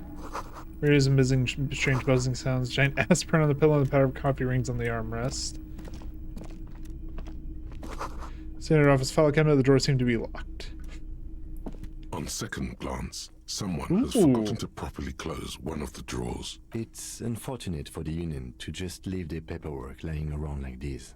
Let's see what's inside, he thinks. Yeah, pop it open. The drawer opens smoothly. Inside is a well-organized selection of brown folders. Hundreds of documents containing logistical data. Two kinds of transactions stand out. Materials coming into Revachol from the outside world, from Muindi, Grad, and even Ilmara. And the same materials being handed over to companies inside Revachol. So it's like an intermediary, okay. Coal City, La Delta, and Jamrock are listed among the many districts where the imports are being sold. Anything interesting? It's hard to make sense of this thicket of company names, dates, quantities, and percentages. You try. Look how blurry all the lines on these papers are. How unwieldy your own willpower is to yourself. You're like an absurdist Samaran monk, focusing through not focusing. Hermeneutics was almost within your grasp, but now only vague letters float before your eyes. Less meaningful, but aesthetically more pleasing. Can I actually focus through not focusing? You are a police officer, not a spiritual healer. You can focus the normal way by turning your attention to something and not letting go. Is that what you're doing with those photos over there? No, of course not. Good. This is probably not relevant to our case anyway. After all, we are not investigating an accounting mystery. And we'll try it again still anyway. You're trying hard, but the data here, the drawer slides. Yeah, nothing. Alright. Book La Fumée, Volume 1, Number 4. Okay. What do we got here? Postcard Les Jardins 21. There's quite a lot of stuff in here, actually. Some morale booster. Hey, some glasses. +1 visual calculus, -1 drama. Actually, I kind of appreciate that. I like having the visual calculus ability. We look very interesting. An imposing combination. Yeah, nope, we're not using a payphone right now. We do not have the money to use a payphone at the moment. So, because doors locked cannot be opened from this side without a pass card. Because you have no choice but to talk to the union leader. We got rid of our pass card. Fuck. We sold it for 13. It may be the most expensive 13 we've ever gotten.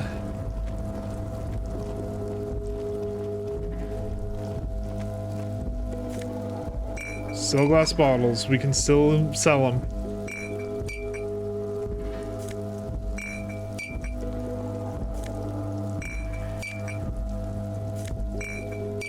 There's actually a lot of glass bottles. God damn. Take them all. Each one of these is 10 cents. Okay, there's an autosave.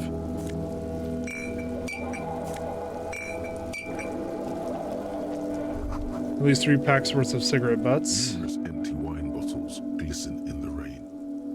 Someone partied really hard here. Did I do this? Well, yes, I think we can say with relative confidence that it was you. This is really sad. I must have been miserable. Yes, this scene isn't exactly ripping with joy. Yeah, hopefully we can find our gun. This is the night watchman's booth. The name on the door reads René Arnaud. René Arnaud. It's okay to take a few minutes to yourself. Sit down and have a breather. Hey Kim, I'm gonna take a quick look inside. If you must, but please. Nothing incriminating catches your eye. The cabinets are clean and their sparse contents meticulously organized. Take It's the a black picture. and white photo of a young couple out in a street fair. The man is young. Why did you take that?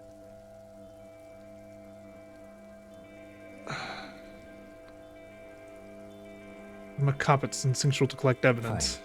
But let's move. I don't want to be seen. Alright, yep, let's go. We also found the intellectual organism Martinez communism offers. Okay, so this is just a communist book. Got it.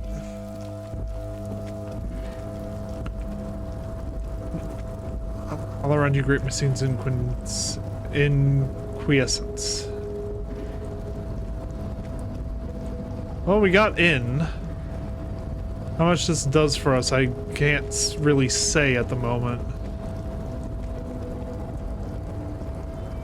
It's faded industrial lettering on the platform, Volsund. Give me that money. Okay. Let's check out what this is. A rusting control panel with several knobs. Marche and arrêt. Marche and arrête are faded with use. It marche on Arrête. Off. With a loud grind, the crane shifts overhead, moving a massive metal container through the air.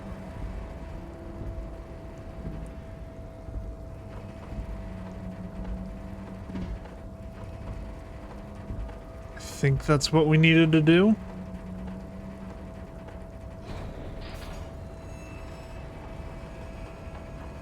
I don't know. I'm gonna say yes.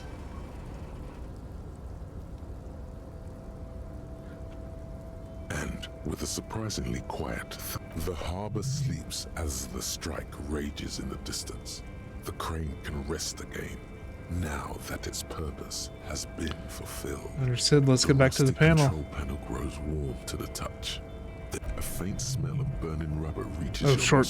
circuit. Okay, so we can't use that anymore. I can't see how that was worth the records, except for seeing it. Okay. I'm curious about the container.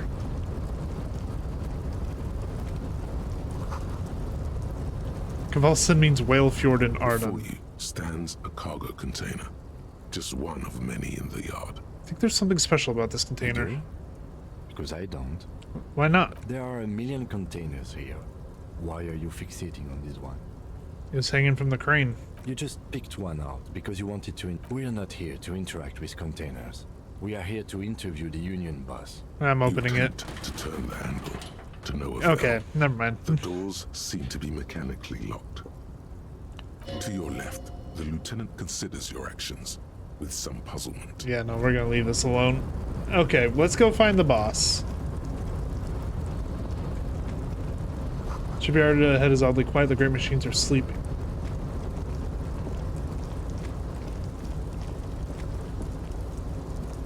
Distro-sized thermos smells like burnt coffee. And some coins. Don't forget the coins. Oh, hey there.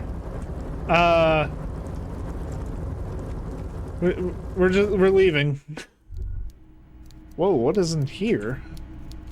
Oh, I hear someone typing, so I'm assuming we're finding the boss here. Hello, sir?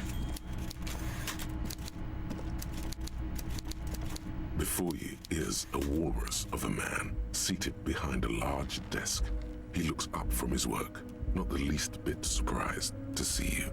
With great effort, he straightens himself up in his chair, yet says nothing. He simply stares at you, with a mixture of expectation and impatience, well bottled. You in charge of the dock workers? Welcome, Mr. Dubois, Mr. Kitsuragi. It's good of you two to stop by. Please, have a seat. Oh, you know my name, Mr. Dubois. I'm Everard Clare, head of the Debarders Union here in Martinez. I'd offer you my hand, but unfortunately my health prevents me from getting up. You understand? Yes, I He do. looks extremely comfortable. The tiny folding chair, on the other hand, looks like a torture device. You go ahead, detective.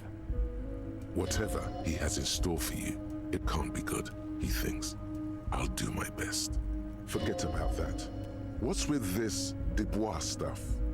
You're getting some seriously bad vibes from that name. Why are you calling me Mr. Dubois? Please, Mr. Dubois, let us converse in a civilized manner, as equals. Take a seat. I insist. It's nothing. Yes, that's probably right. It's nothing. Forget about it. Filter it out. Take a seat. Excellent, Mr. Dubois. I can see that you're a reasonable man, and reasonable men can be of great use to one another. Remain serious. So tell me, how can the head of the Debarders Union help a representative of the Revachol Citizens Militia today? The chair you're sitting on has got to be the most uncomfortable chair in We actually took damage from that. violating your backside. Oh, by the way, I heard you got a rather rude reception from a certain Lawrence Gart. Some people have no manners, it pains me to say. This should take care of that nonsense. A giant novelty check on his desk. It should be sufficient to cover your expenses for a few days and patch over your differences with Oh. the cafeteria manager. Go ahead, take it. Wow, That's 25 real. 25 real. That's good money. You need it. Okay. Wait, you know guards? Yes, I know Lawrence. He's a real character. No union man in him. A real piece of work, that boy is. With a grin, he points to the checker game. It's like you're on a game show. At least don't thank him for it. Take the calculator check, but don't say anything. Is there anything you'd like to say to me? Or... No. No, it's cool. Cool? I wouldn't go that far. I'm sure there are cooler things than delivering a comically oversized novelty check to a cafeteria manager. But, sure, if that's what's cool nowadays. Now, I'd like to set your mind at ease about one other matter. Your lost gun. Oh, you know about the Let me gun. assure you, Lovely. union people are on it as we speak. I've got my best hounds look. His slug-like lips move, but all you hear is an echo.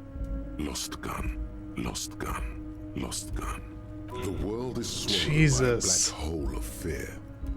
Only 2 words escape its reputational pull. Lost and gun. How do you know about my lost gun? I know everything, Harry. Right now, I know that you're worried. Don't be worried. Everything's going to be all right. It's not like you left it loaded. You didn't lose a loaded gun. Local children aren't out there playing with it right now, pointing it into their own mouths. It's in a safe place. I just know it.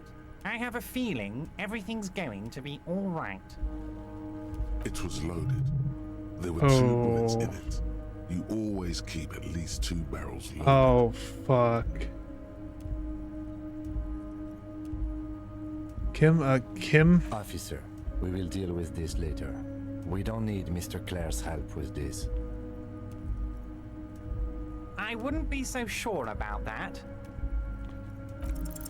Who does this guy think you are? Ronnie the we actually are. We're good. We're good. gun, or unpaid bill, or forgotten name. You're the bad cop. You're probably more corrupt than him. Sink deep into the folding chair, smile, and cross your hands behind your back. The fat man does the same, sinking deeper into his chair than one would think is physically possible. He seems to be enjoying your little display. Good. Now lean in with some corruption. Listen, Ivart, pal, we both know what makes the wheels of the world turn. That we do, Harry. Let them say what they will about you and me. We're both born fighters. Nice bit with the chair, by the way. Good way to keep your guests on edge. Why, thank you. It's always nice when a fellow professional appreciates your work. That's it. Now kick back and add a final flourish for dignity.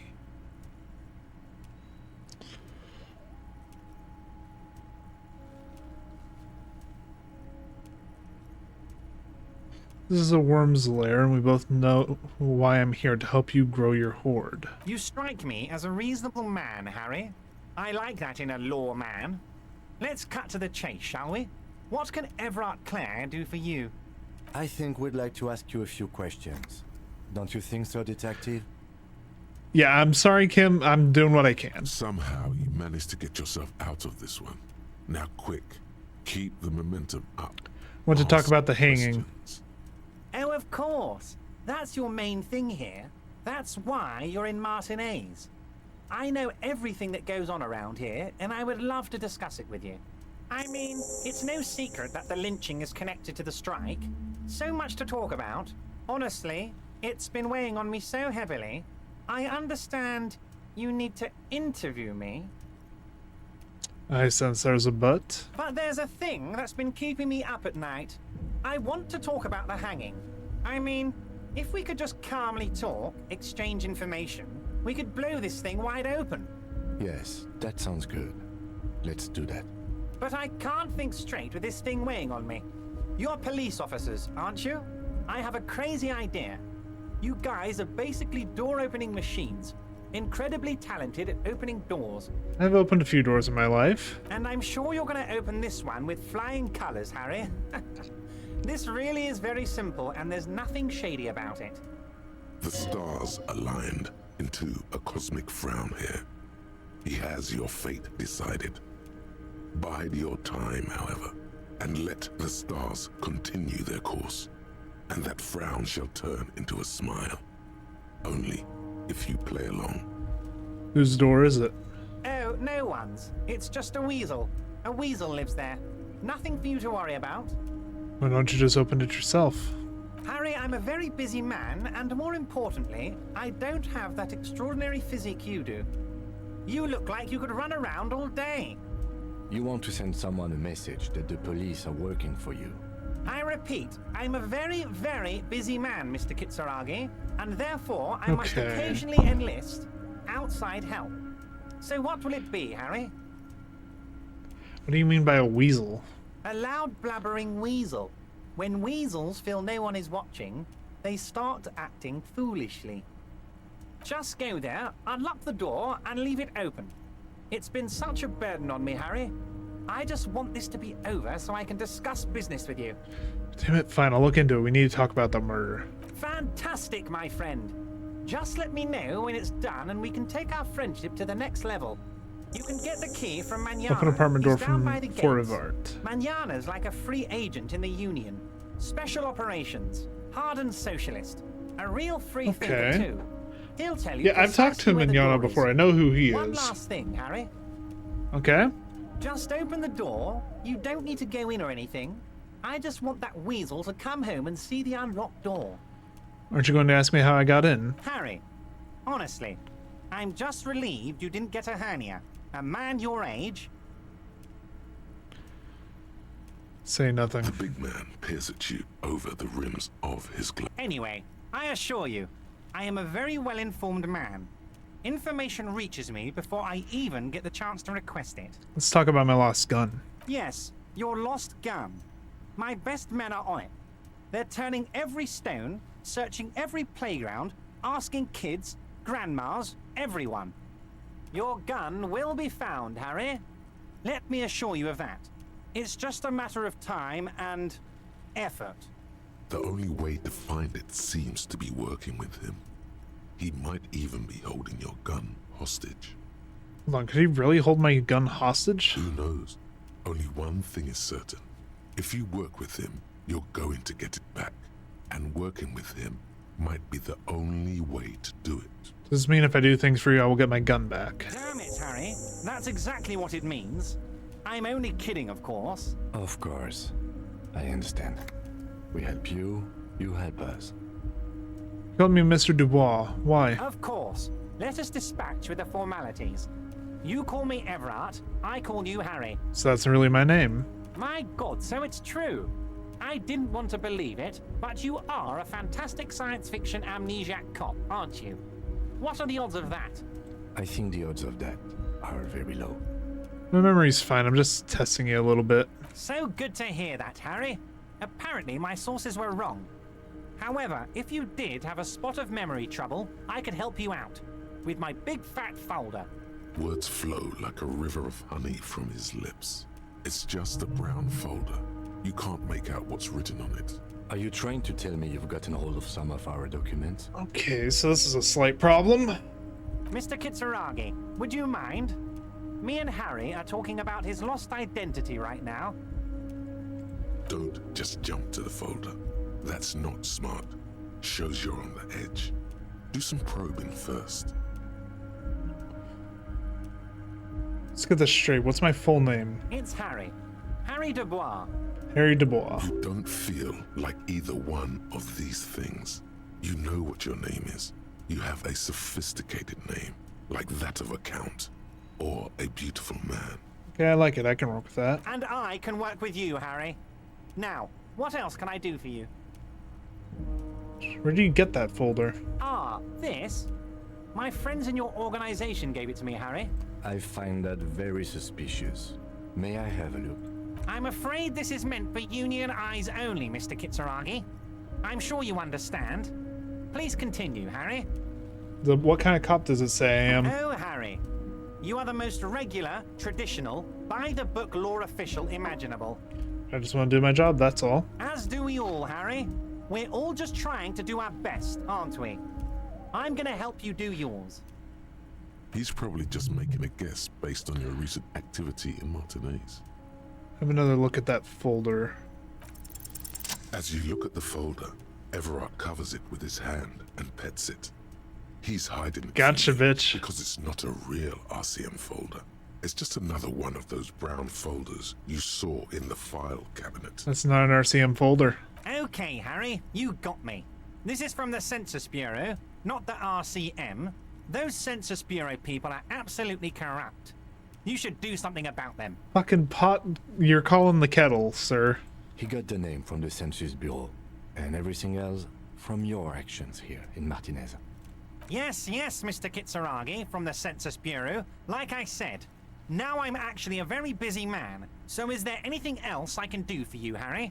That means he doesn't really know anything about you. Yeah, I figured. A pity. The mystery of you will have to remain a mystery for the time being.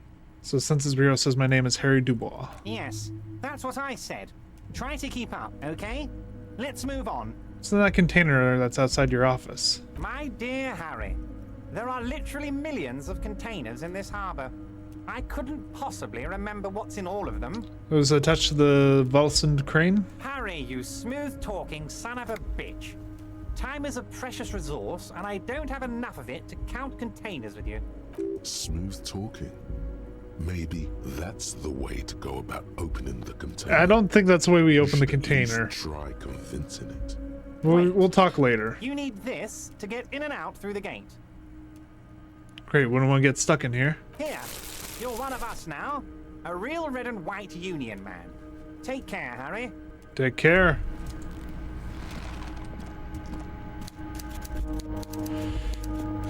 Yes, son of a bitch. Okay.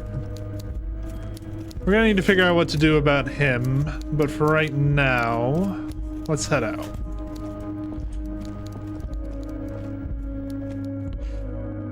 We need a lot more money than what we have.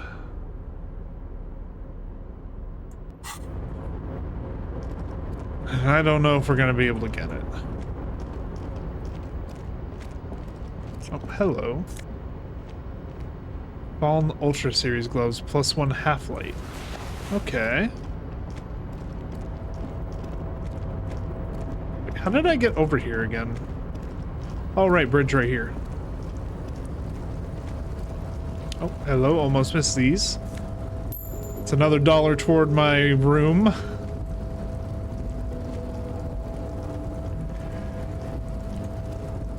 You know, why not try it? You're back before the cargo container. Its drawer has not Persuade the door to open. Yeah, no, that's not happening. Why not? Why are you even trying to open a door with rhetoric? Yeah, why am I? Why are you what? Never Are you mind. satisfied, detective? Nothing more. Okay, let's just leave. Before I embarrass myself anymore in front of Kim. We can come back and try and do that later on when Kim's not here. Because he's mentioned something about him leaving, so...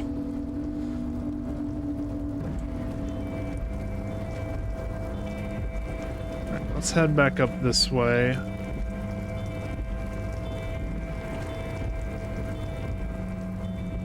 Alright, through here.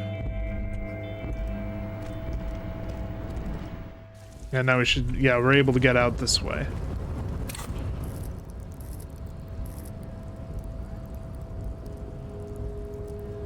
Now, what do we do with our skill point? Actually, I kind of want to...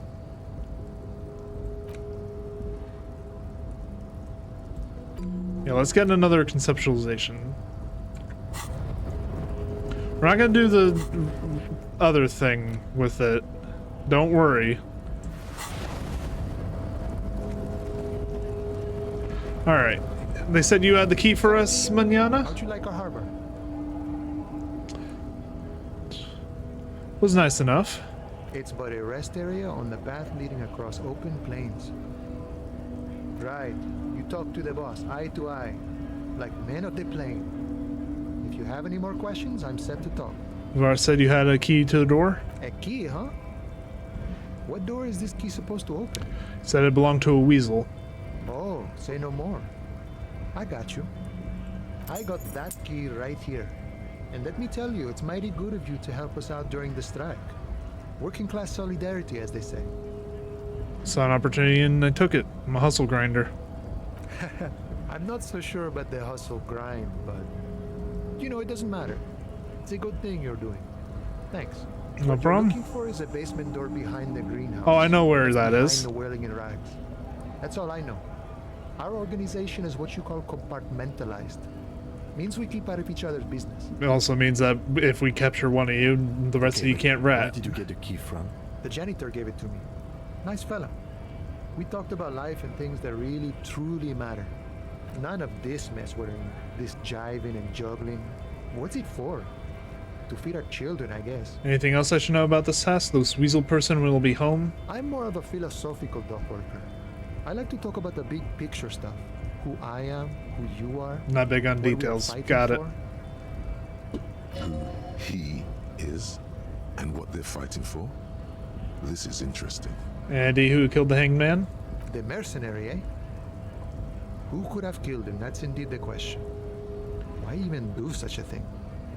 Merc was hanged with a very specific type of cargo belt, one often used in heavy transport areas, for example, harbors. What a thought. Why would noble workers resort to such a thing? Unless they were pushed, of course. Pushed how? Your dead guy was an enemy combatant. Hold up, what does that mean? He was an agent of the opposition, attempting to undermine our honorable efforts. Did you kill him? I ain't the murdering type, but that's just me. Large organizations like our union have all sorts of men, with all sorts of skills. So it is definitely someone in the union. This has been of limited use. Still, thank you. No problem. I wish the best to you in your search. Sure, I'm glad it's not my search. Good talking with you. Gotta run. Ain't that the fucking truth? We actually need to move. Wonder if we can actually get the money we need. Well, first off, we have some more bottles we can drop off. Let's do this while the store is still open. The tear machines. Your bottles. Another 120, or another $1.20. We're up to 30 now. And we have an additional 25 with that check.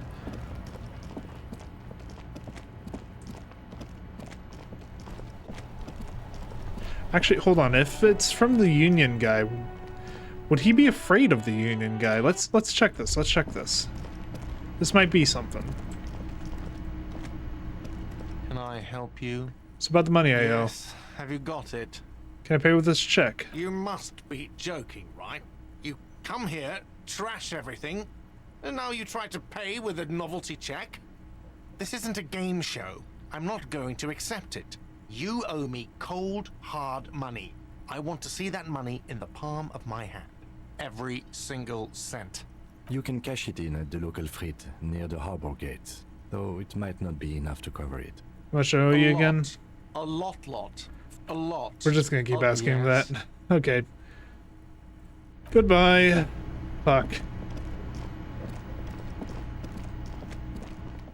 We need a lot more money, and we're running out of time to get it.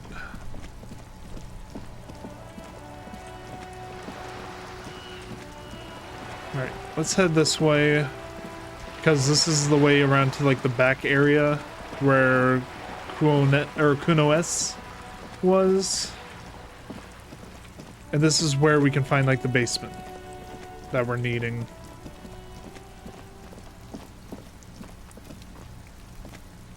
This must be it. The basement. You try to be as silent as you can. Finally, the door unlocks with a small clack. Thoughts race through your head. The sound of the key turning still echoes in the yard. Hopefully no one heard. There's nothing else to do than to leave and tell Everard. No conceivable reason for you to... Alright, in that case, we'll go ahead and leave. We've done our job. As interesting as it was, let's tell Ivart, and hopefully we can get a little bit more information on this murder business.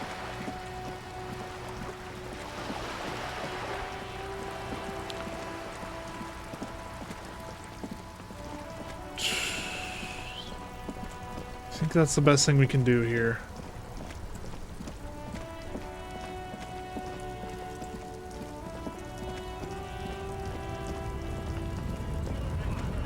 push our way through here. We can also, if we wanted to, now that we have a dock worker ID, let's see if we can't talk to this dude over here. The unpromising race pupil return. Nope. I'm not internalizing the race theory. You can fuck right off with that. Let's head back in this way.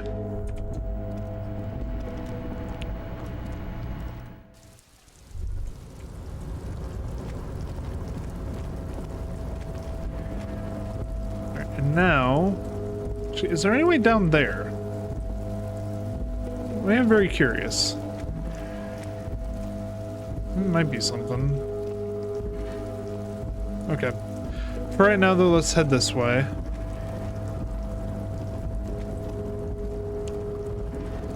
We'll talk to the dude, tell him that job is done. And then we will figure out what he knows about the murder. Fucking getting extorted by civilians as a cop. This is definitely an interesting day.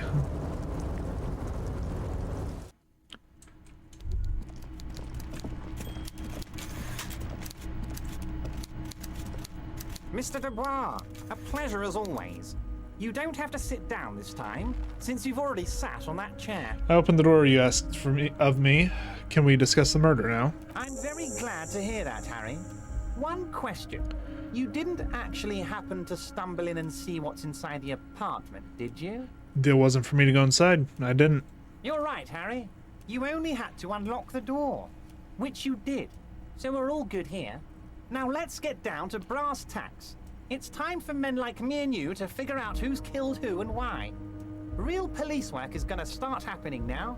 I promise you, Harry, this is gonna be good. Said the lynching and the strike are related. How? By now, I'm sure you've figured out who the dead man was working for. The bad guys. Wild Pines. Sent to scare us. Another violent measure of the top hats against us flatcaps. What do you mean? Harry, this strike is the culmination of many, many mistakes made by the Wild Pines group. They tried to shut the strike down by sending in armed mercenaries. Ah, and that was one of the mercenaries they sent. A security contractor? Can you imagine that? Workers standing in peaceful protest, united in the spirit of fellowship, and they send hired killers to mow us down with machine gun fire? He performs a motion as if spraying bullets from a machine gun. I'm talking beasts, hardened killers from proxy wars in Yisut, Semenine, Saramaritsa, you name it, they've done it. Raping, killing, burning villages, killing little children for the Senorita Pineapple Company, Harry. Everything they did there, they brought over here. They want to turn Revachol into a third world slum. Honestly, the only thing they didn't do is kill the village elephant. Go on. Now, I haven't personally witnessed the brutalities out there. I have the luxury of staying in my container, you see. If I need to go somewhere, they just move my container. Wait, they moved the container? Yes, I'm an old man, Harry. My legs aren't what they used to be. They lift my office with that big crane. It's actually very fun. You should try it. Huh. I mean, that's an interesting way of doing things, but... Enough about me and my fun container. The killers the company hired, I think there were 3 of them, all hardened commando types. Okay, so 3, so we're missing 2. Downright suicidal, getting drunk, violent, a little rapey. Even their own negotiator couldn't control him. That's your boy, the one who likes hanging out and trees. What makes you think the Wild Pines negotiator can't control them? Harry, what you need to realize is, we dock workers are not pushovers. We got grit, Harry. This whole neighborhood does. Push us hard enough and we push back. And when we do, we push to kill. Who exactly did the pushing? There's a militant wing inside the Union. A group of people whose duties don't involve manual labor, but peacekeeping in the neighborhood, making sure everything runs smoothly. That sounds a bit like organized crime. They're like you guys. Yeah, enforcers. Idealistic people who want to make sure bad things don't happen. And if they already have, well, punishment must follow. Okay. Again, That sounds Yeah, like enforcers. organized It's basically mafia enforcers. So these idealists killed our victim? One day Titus Hardy, leader of this peacekeeping faction, comes up to me and says, "Boss, socialist democratic fervor drove us to take it upon ourselves to kill this beast that was burdening the land." He probably worded it differently, but that was the idea. Sure sounded to me like they killed him. I gave them 2 weeks paid leave and told them to lay low to avoid retaliation. Okay. Aren't you worried we might arrest them for this? Oh, I'm not at all worried about that. These are not the kind of men who get arrested. So Titus They're Hardy. Martinez boys, tough and gritty. I'd like to see the man who takes them in. Besides, I sent my lawyer girl to look after them. Well, we have a suspect. If he's just boasting, then it sure doesn't feel like that to you. He's not worried. Mentioned a lawyer girl. Oh, Liz is a bright one. I paid for that law degree myself, thinking it'll probably turn her all fancy. But hell, Harry, she came back a firebrand socialist. Sometimes she scares me with her zeal. Wait, the girl by the whirling, who was keeping an eye on you. Oh, shit. Did you send her to spy on me disguised as a gardener? I did that, didn't I? She thinks of herself as a guerrilla fighter. These middle-class kids and the books they read are crazy, Harry. I think she would rather be an insurgent than a lawyer. I hope it's a phase. How do you know the mercenaries were hired by the shipping company? How do I know? Let me tell you about these people. That's their MO. It's what they do. Last winter, some poor workers in Terminal E went on a little strike. The company sent in Sediment, a security contractor. The strike was over the workers' right to wear protective footwear, Harry. These guys turn up and start beating people. Tell you what, Harry, I wouldn't be surprised if we got the same mercenary company after a little rebranding. And I'm sure as hell not surprised to see an army of scabs under my gates. Excuse me, ladies and gentlemen, I've been recording for 2 hours now.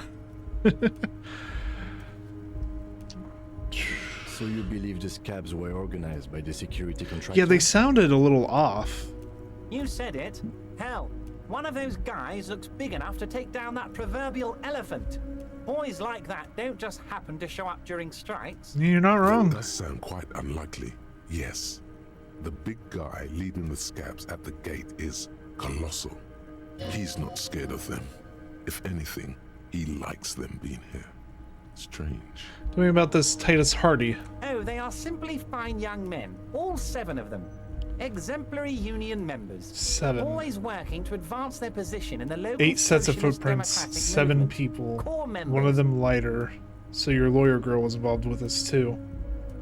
Old Theo used to run them, but things really kicked into gear when Titus took the reins and named the group after himself. Gotta love his initiative. Interesting. Who's second in command? They're almost all of them great guys, born leaders.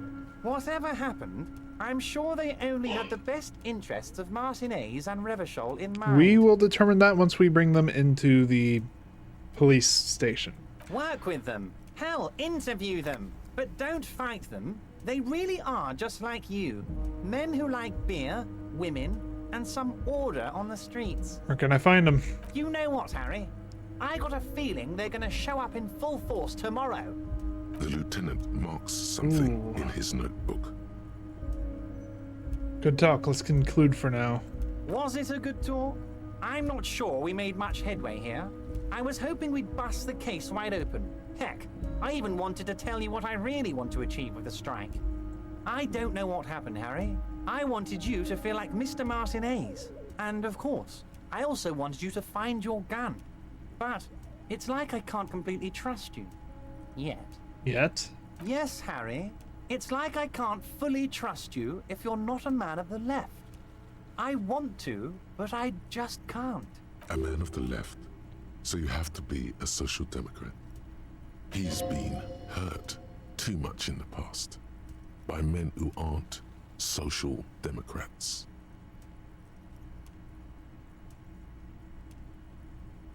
What's that supposed to... Oh, wait, hold on. Is he trying to do something... Not a Manulet, I'm a patriot of Revachol. You're right not to trust me, take care of me.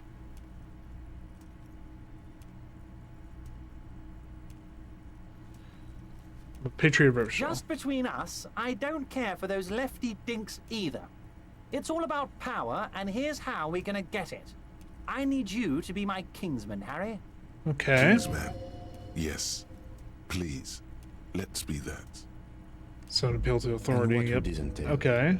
Once again, I require nothing unethical or illegal of you. You just need to get 2 little signatures on this piece of paper, and then mail it to my accountant in La Delta. What do you think of this? It depends. I don't think what we just got from Mr. Clare was very useful. But he thinks it's your call. As I said, it weighs on me heavily. But once we get really talking, well, I'm gonna hand you the keys to Martin A's, and maybe even help you figure out who's behind this killing.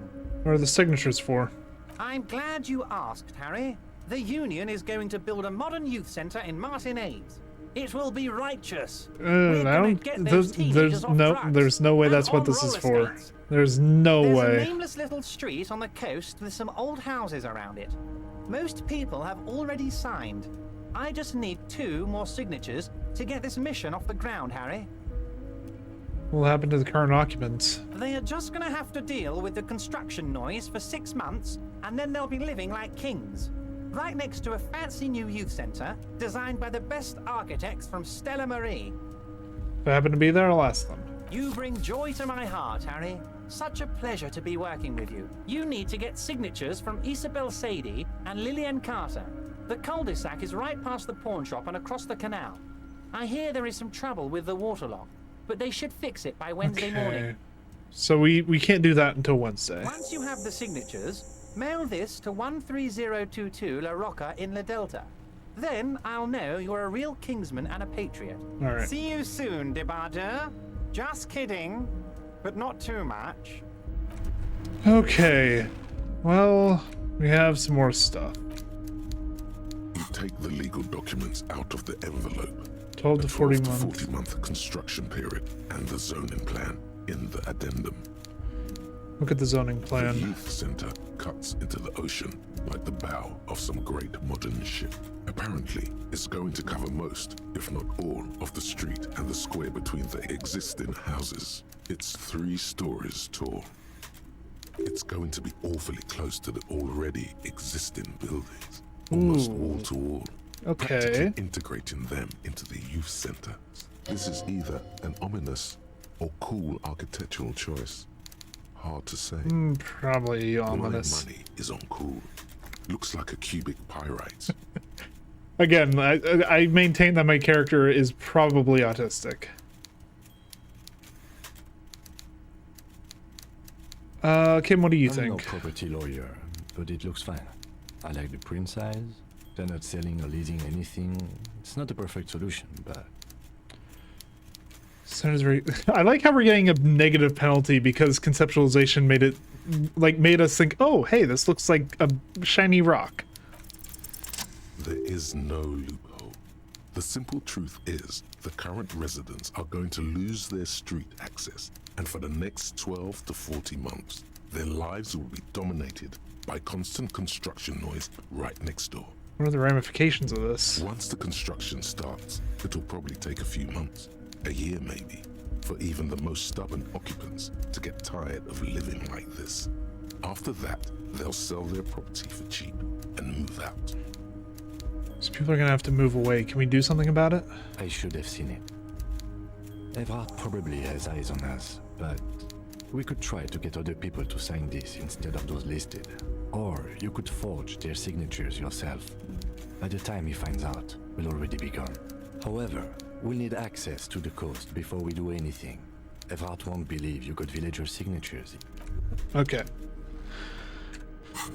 That's said and done. We do have a skill point to use. Which I think we're going to use for... probably volition.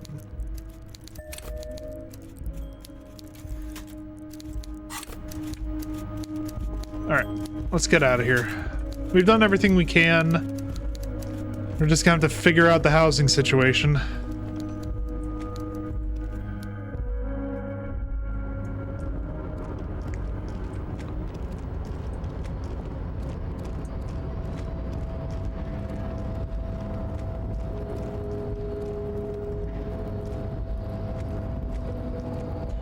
Why are stairs such the hard? Why are stairs my biggest enemy in this game?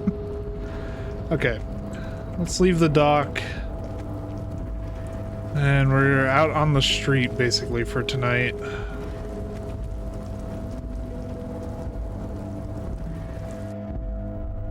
Do we have any other money-making opportunities?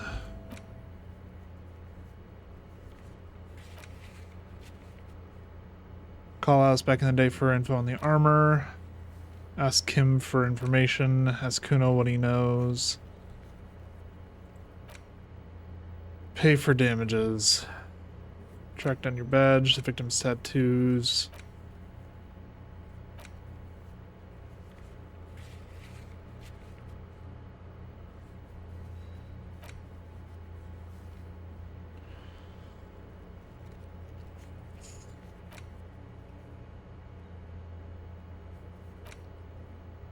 Yeah, okay. We don't have anything else we can do for money, which is a real issue. Because we've also basically run out of bottles we can sell.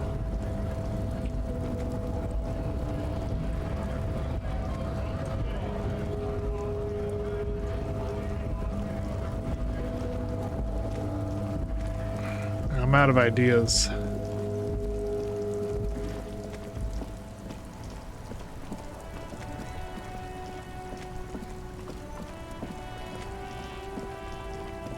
Because there's this down here, but there's nothing we can do down here at the moment. Hold on, how did I miss this? It's a single bottle, that ain't gonna help us. Ah, okay. And it's 5 o'clock, so now probably shops are closed.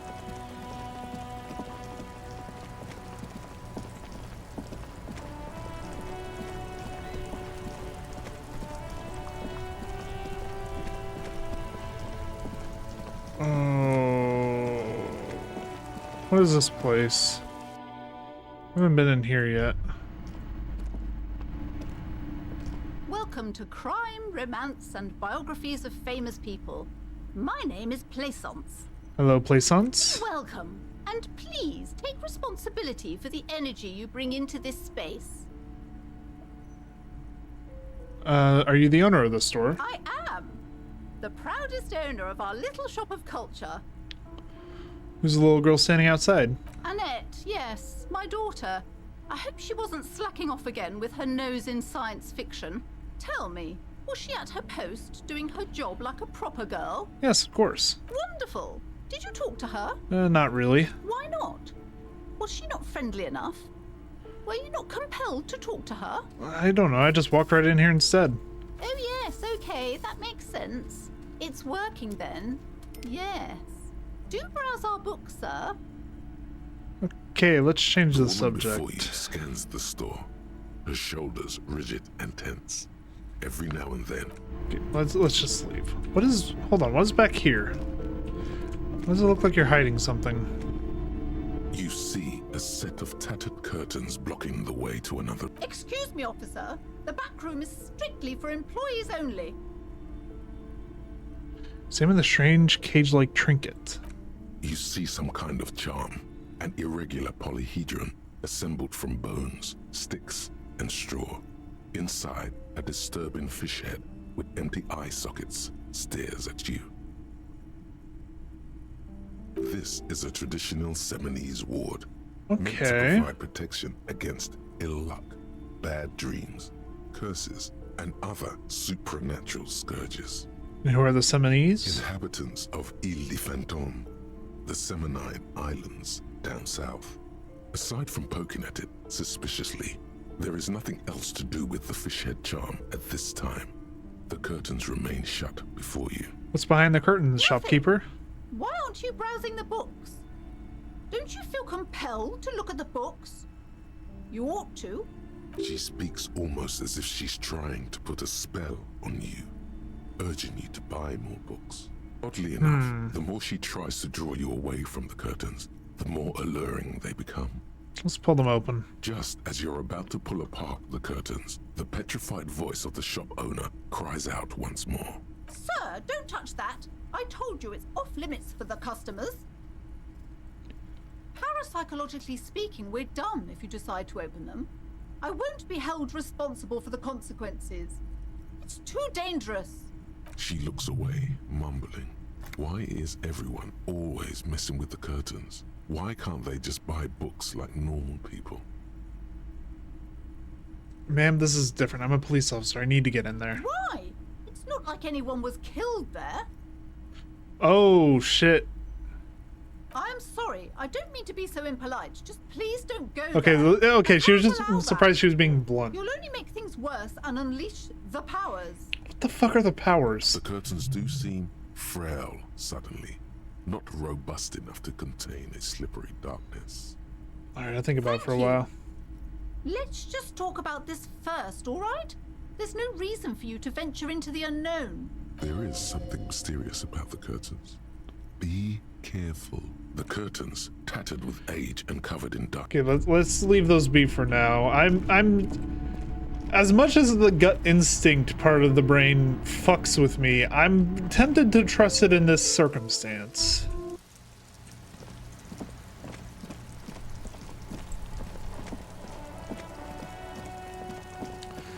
You know what? It's not doing us any good leaving the body rotting out. Let's just send it for processing.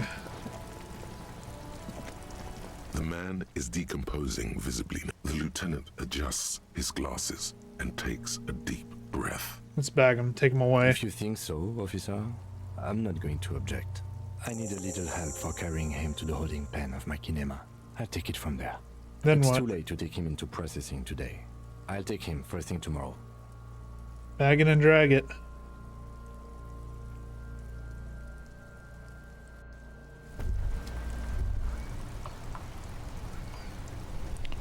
Alright, ladies and gentlemen, we have the body in the car. Now my only question is, now what?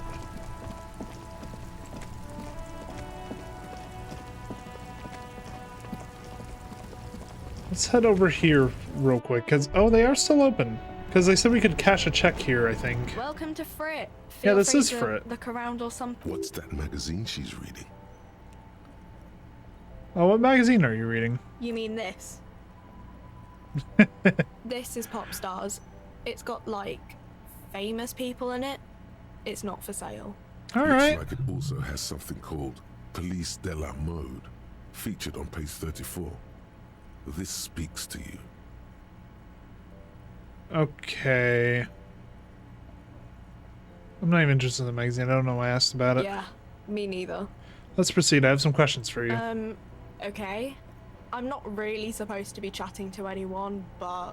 I need to exchange this check for cash. Wow. I didn't know you worked for the union, sir. Anything else I can do for you? That was easy. Worryingly so. Can you tell me anything about the dead body? I don't really know anything.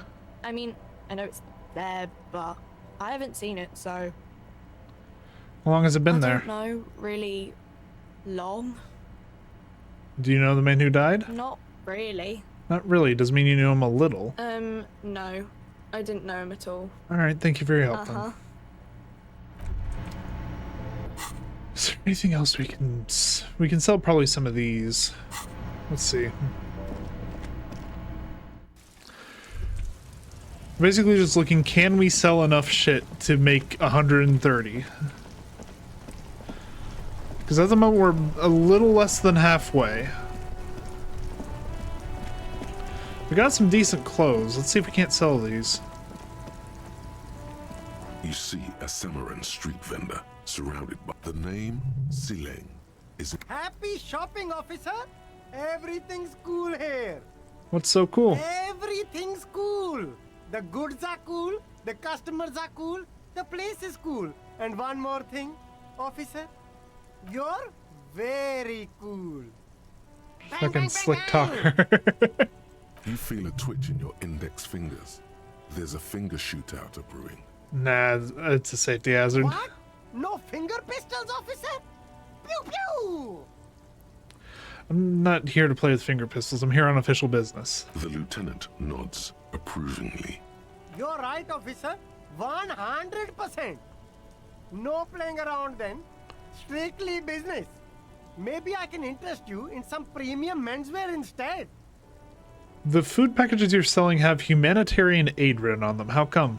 You mean these delicious pre-packaged shelf-stable meal kits? Really easy to cook, no hassle, really cheap too. Buy some, try them out. I think one said not for resale on the packaging. No problem here, officer. I get all this from one of my suppliers, an extremely reputable guy. And who is your supplier exactly? Oh, he's a good guy. I think you'd get along. I'll let you know the next time he's around. Interesting. We'll need more if we're going to pin this one down, he thinks. Good questions, though. Sharp eyes, officer. What kind of stuff are you selling here? Only the coolest goods in Revachol. I've got sneakers, speakers, extremely comfy pants too. Try them on right here. No shame, only freedom. Do you have a permit to sell all that? Good joke, officer. Here we don't have permits. Just economic freedom. Take a look around. You glance around the decrepit buildings, the miserable weather, the sidewalks strewn with sunflower seeds and a dust-choked air. It's beautiful. Beautiful freedom. Kim, is it true he doesn't need a permit to sell? It is, yes. Anyone can set up their shop whenever they feel like it. Fair enough. That's right. No permits, no bureaucracy. That's why this city and its law officials are so cool. Okay, no permit then. Cool. Hyper cool. So then, let me ask you something else. Anything for you. I'll look around, thanks. Okay, let's see if we can't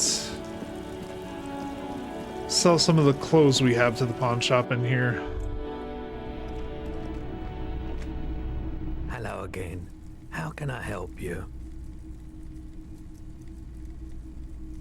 Something I'd like Sure. to sell. Let me have a look. I'd like to sell my clothes. I'm not purchasing any more clothing at the moment. Check my Anything pockets. else you're thinking of selling?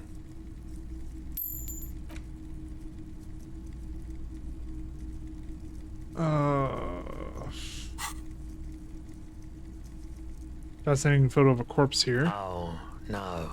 I don't like those kinds of objects. No sale. Do you know what the tattoos mean? Aphotic paths, counter-radiance networks, anti-magnetism. It's darkness. Don't Another think it's all time, for the moment. perhaps. By the way, do you happen to have any guns like the ones carried by cops? Someone else came here earlier today asking the same question. I promptly sold her So the we gun you pawned a couple days We pawned our gun. Oh my god, our officer is an idiot. Okay. This is a pawn shop, and it did feel as if you'd met before. Oh god. Yep, we pawned our The gun. lieutenant shifts from one foot to another. Alert. Wait, I sold you my gun. You With Kim here too. That just sounded really, really bad. You were adamant about getting rid of it, officer. Said you were undeserving of a service weapon of the Revachol Citizens Militia. And I don't like keeping guns around the shop for long. Off the charts photon emissions. The unhealthy kind. He's not telling you the whole story. It seems he's trying to spare you. I feel like there's something you're not telling me. You weren't quiet. Yourself, officer. What was I like? You were very distraught. You said the gun was a threat to your life and that you can't trust yourself with it tonight. And that you need the money. When I said that I don't normally buy firearms, you put the gun barrel in your mouth and sort of sucked on it. Then Yeah, that'd do it. That'd do it. Very normal behavior. You must have been in great shape. I'm so sorry you had to see me in that state. We don't have to talk about it any further. No apologies necessary, officer. Was the buyer a policeman too? She didn't seem like a policeman, although she kept referring to herself as a pig, which was odd. I found her interest in the gun a bit obsessive, but I was just happy to get rid of it, and of her. Truth be told, she was terrifying. Right, so let me get this right. You sold your sidearm, issued by the citizens' militia, and now a civilian is running around the streets of Martinez with it? Yes, unfortunately. Miraculously, his face does not reveal what's happening inside. I'm sorry I sold my gun. Yeah, it's not good. I do hope we manage to clean this mess up somehow, while also keeping our focus on the murder investigation. This mess? He means your mess. Have any idea where I can find this buyer? My apologies, officer, but I have no idea where she was coming from or where she went. A needle in a haystack.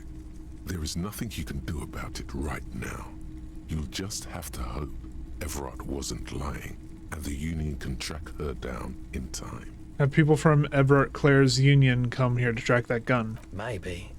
Shady-looking guys came in here yesterday, looking like they'd just taken off their Wild Pines overalls. They asked if I have a police weapon to sell. I told them I already sold it. They went their way. It was a trip, but you know, all sorts of people come here, asking for all sorts of things. Wait, then it might be true. Everard's claims. Maybe Claire really is tracking down your gun. No, I lost my sidearm. Let's talk about something else. Of course. You might be able to aid our investigation. I doubt it, but I can try and answer any questions you may have. Know anything about the Wild Pines representative that's in town? Can't say I'm a huge admirer of Wild Pines, and I can't say I trust any silver-tongued spokesperson of theirs. Fortunately, I have no reason to get involved. Have you met the Wild Pines rep? No, just people like that make everyone else see the world somewhat askew, at an angle that is convenient for them. Now, you have more questions, or are we? Know anything about the recent hanging? I do my best to keep my distance from all Alright, fair enough. Bad for business, bad for everyone. That's all I've got then. The pawnbroker's gaze is already fixed on the dancing. Hey, so we've been monitoring you internally, and now we know your Copo type. Wait, there are Kappa types? Yes. Guess what's yours? Sorry, cop? I'm sorry, I'm not sure. Yes, sorry, cop. The cop who's sorriest. Let's make it official then, shall we? Huge lack of enthusiasm going on in here. Okay, cool, but what are the other Kappa types? Oh, you know. Apocalypse, Superstellar, the Advanced Interesting Cop, Liquid Shadow Cop.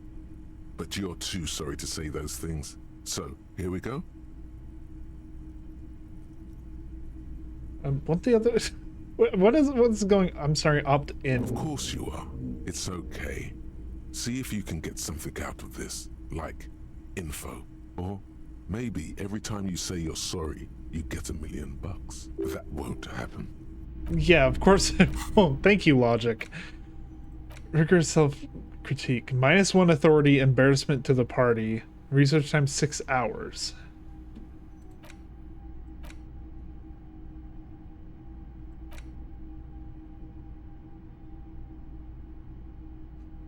I have no clue what is going on anymore.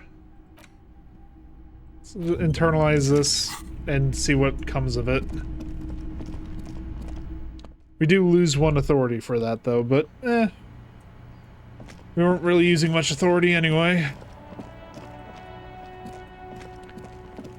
It's just about sunset. We have run out of bottles to sell. Hold on, I saw something there.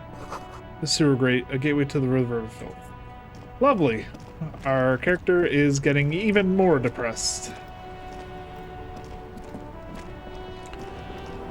So I'm gonna go ahead and go out on a limb here and say that there is no fucking way we're gonna be able to pay for our room. Spirited trips and clicks of swallows fill the air. Which is a slight problem for us.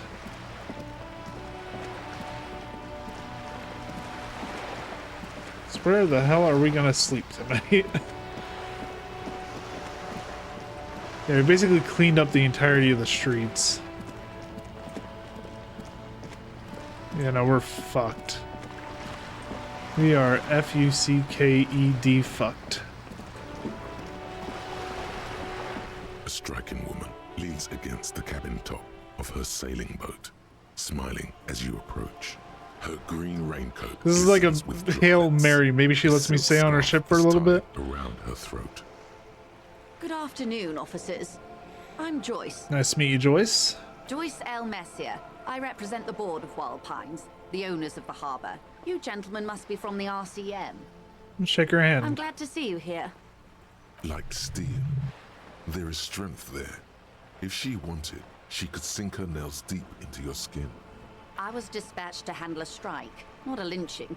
Anything I can do to assist the RCM in this matter, I will, gladly. That is good to hear, madame. My colleague will take the lead on this interview. I should let you know that he is recovering from an unusual medical episode. Very unusual. But I can assure you of his ultimate competency. I do appreciate that, Kim, honestly. There's a trace of irony in his voice. Mischief even. The lieutenant is hatching some scheme. Okay. It happens quicker than a shooting star.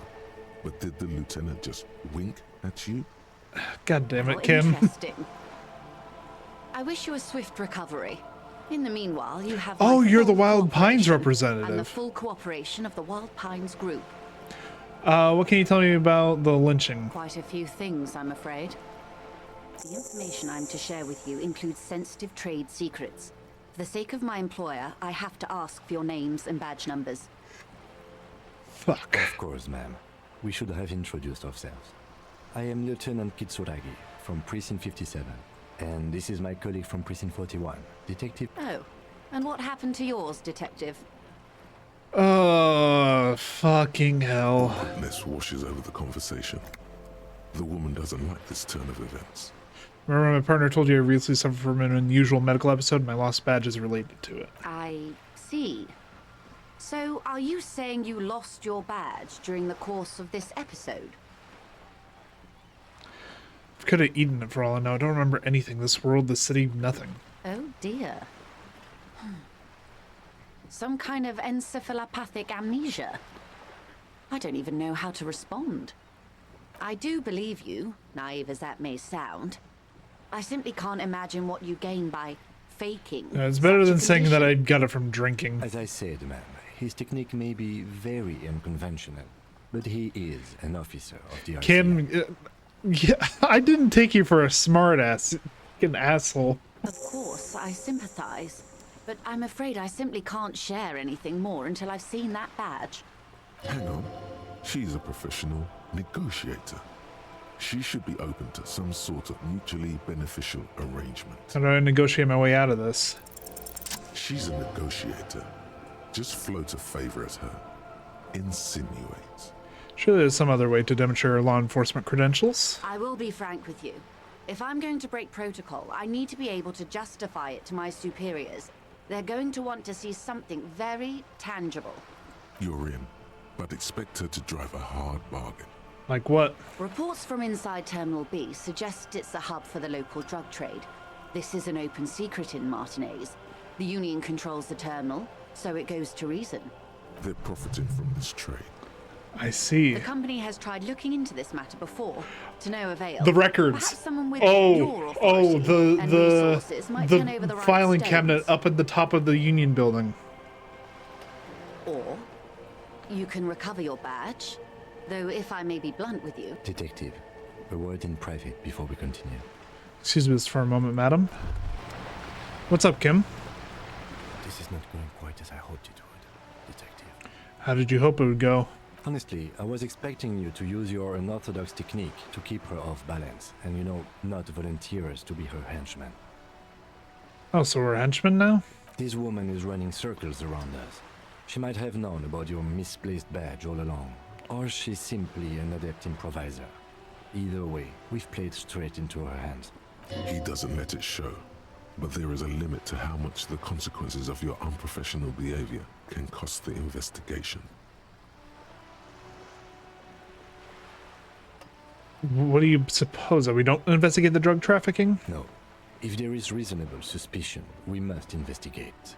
Otherwise, she could claim we are siding with the Union, or that we are on their take.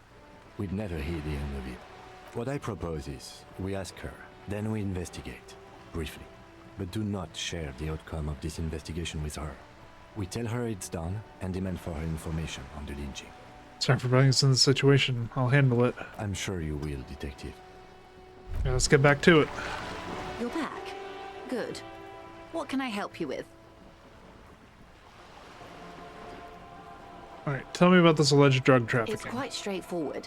Someone is using Terminal B to smuggle raw ingredients from the Samar and Isola into Revachol with the Union's blessing. Okay. Wild Pines has suspected it for years. So there's...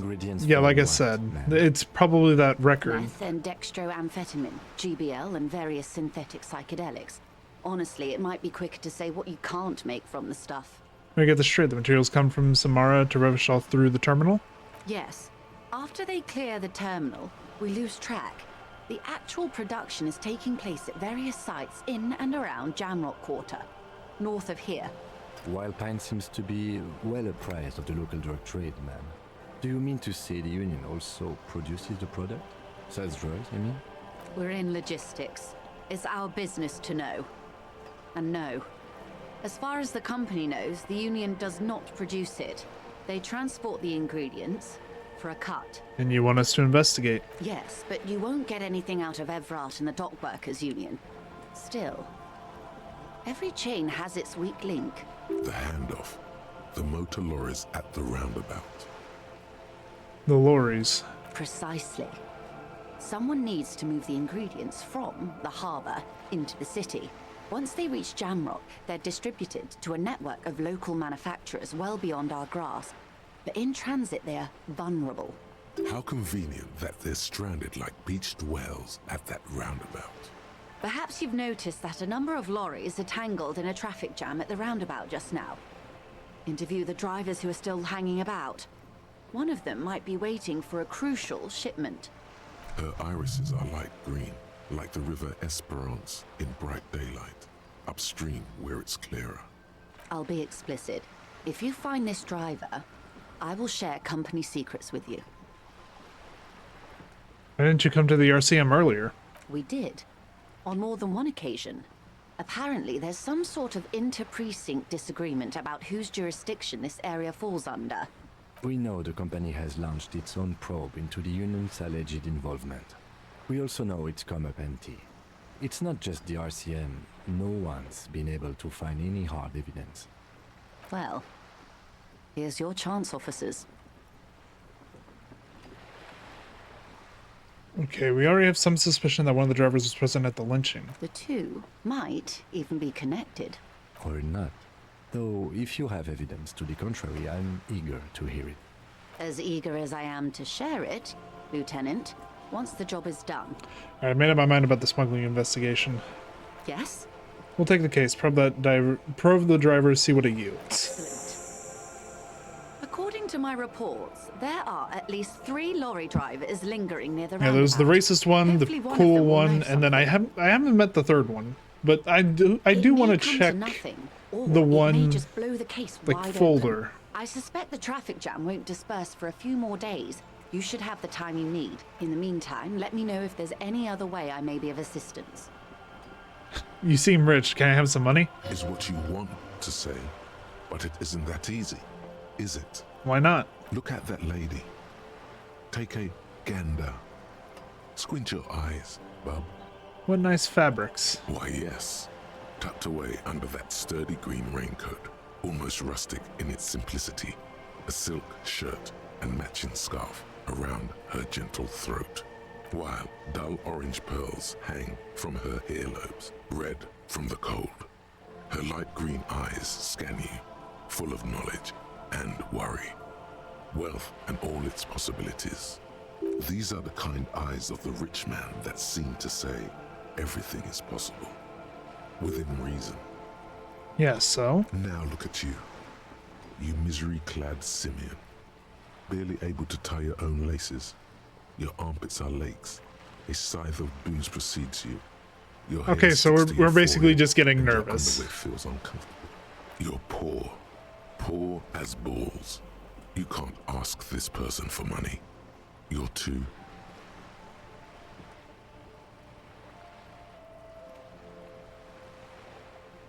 What is this feeling? I've never felt it before. Shame? You haven't really been in the presence of gentlefolk either, have you? What shame is there to be felt in front of these dock workers, cops, and hotel clerks, but to belittle yourself in these eyes of Odinil? As I was saying, if there's any way I may be of assistance, please don't hesitate to ask.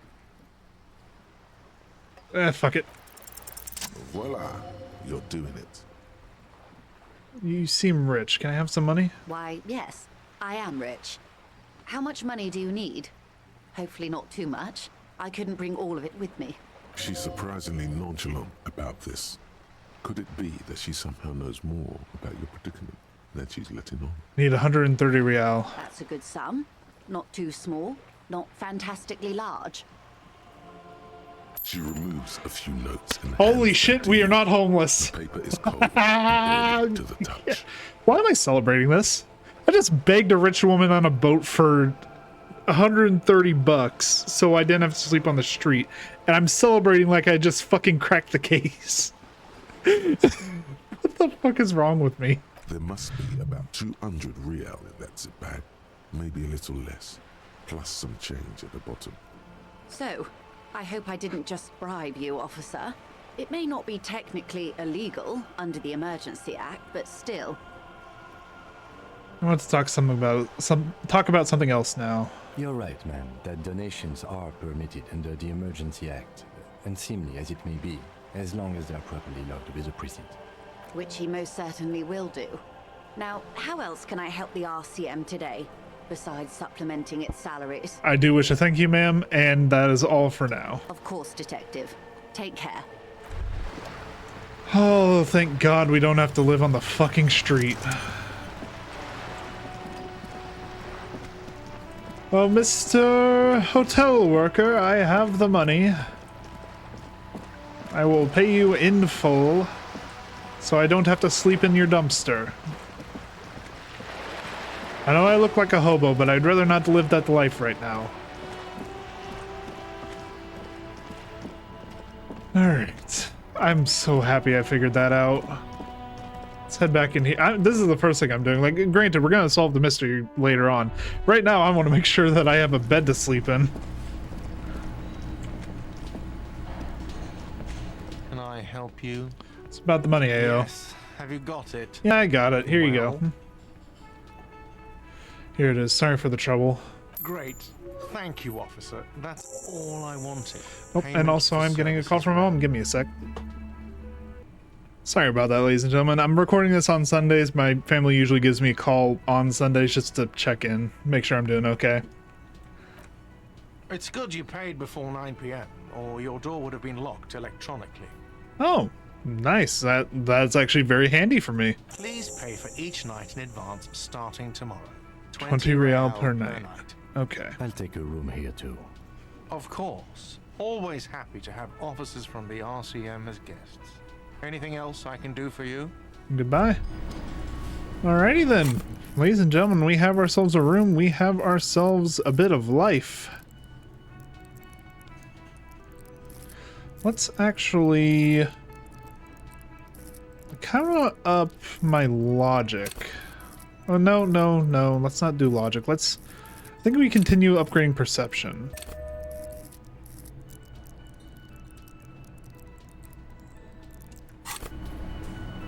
Alright. Well, we have that paid off.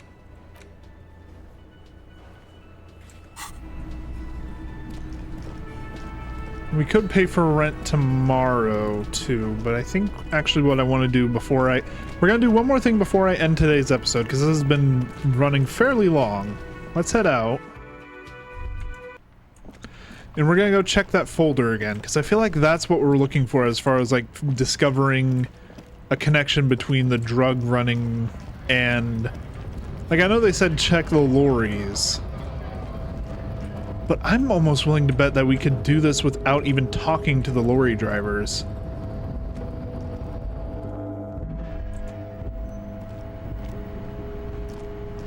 The file cabinet stands steady as ever, and you're trying hard, but the data Fucking here is hell. under drawer slides.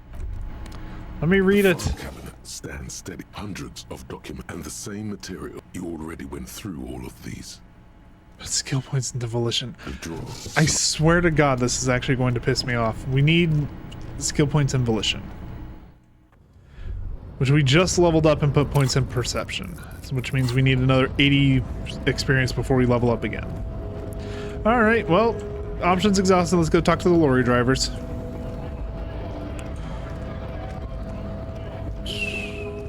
There should be 3 of them. We've talked to 2 already. Where's the 3rd? Oh, here we go. What's up, buddy? The small, wrinkled woman does not greet you. She nods along to something on her radio. A photograph is clutched in her hands, and the photo, an ambrotype from the turn of the century, as golden as her smile. It's the warmth of a winter night's fire. Maybe she could give you comfort and shelter, some cigarettes and food money. Maybe she's your... No, we're not calling her grandma. Excuse me, ma'am. I'd like to ask some questions. No response. Wherever this woman is, your words fail to reach her. Snap your fingers in front of her face? If you want her attention, you may need to be more forceful. Snap fingers twice. Where am I? Who are you? Okay, she's back to reality. The smile on her face has disappeared, replaced by the wary aspect of a cornered beast. You alright, ma'am? You were out. Never mind. I remember now. I'm still stuck in that traffic jam in the 50s. When else would you be then? Back in Methka, during the time of the revolution. Oh, damn, you're that old, huh? The side walls All and right. cafes are filled with young people. I was on my way to see a new Boyadero picture starring until you came along, that is. Sorry to interrupt your dreaming, ma'am. I wasn't dreaming. I was there, Loman. It was early spring, and the man behind the Black Sun had just come out. The posters were 20 meters tall. Everything was golden. While you, people, were tearing each other apart over your petty little revolution. In Methk, it was a golden age. The Republic of Mesk is a massive confederation on the Isola of Muindi, the world's largest state by territory. It's a petrostate, a constitutional monarchy, and, as of recently, an outcast due to its tilt to the far right. I have some other questions for you. Police questions. Why not, Harife? It's not What like is I have Harife? anything better to do in this hellhole. There's something off about this woman. Tell her to show you the soles of her boots. Maybe she was at the hanging somehow. Show me the soles of your boots. Now what do you want with an old woman's boots, Sheriff? It's for important police business, ma'am. I'm starting to think you should let me get back to Gabriel Buenguerro. You are no Gabriel. She's wearing sturdy worker's boots made of black leather. Buckles run across. The sole is also made of leather. Now the other one, please. Just before Gabriel, it was the coronation of Franco Negro. Now, there was a real man. There's no aberration in the pattern that you can see. Moreover, the boots were Size 37. Tiny. There are too many discrepancies in all this. Another discrepancy, although not boot-related, is the coronation of His Innocence, Franco Negro, which happened 500 years ago. Turn to Kim. She's not odd soul. These are not the boots that made the prince. I could have told you that from just looking at them. The size is 37. The feet of a little girl, they fit well on the pedals. Before I came, he seemed away. She's just a distracted old woman. We should make... So he doesn't think she's a smuggler. Ah. You hear that, Lowman? I don't think your partner likes you spending too much time with me. Wait, why is that, Lieutenant? Nothing. I just don't think she's connected to anything. He doesn't want your frail mind caught up in something here. Something unconnected to the case. But connected to this woman tuning out like that. Alright, let's change the subject. Dream is what it is. I think we can leave her Let's go. be. Enough She's not the one we're looking for. If I had to guess, it's either the racist or the cool guy. And unfortunately, if I had to make a guess at the moment, I'd say cool guy.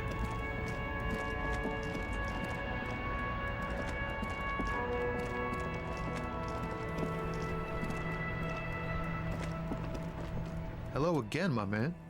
What's on your mind?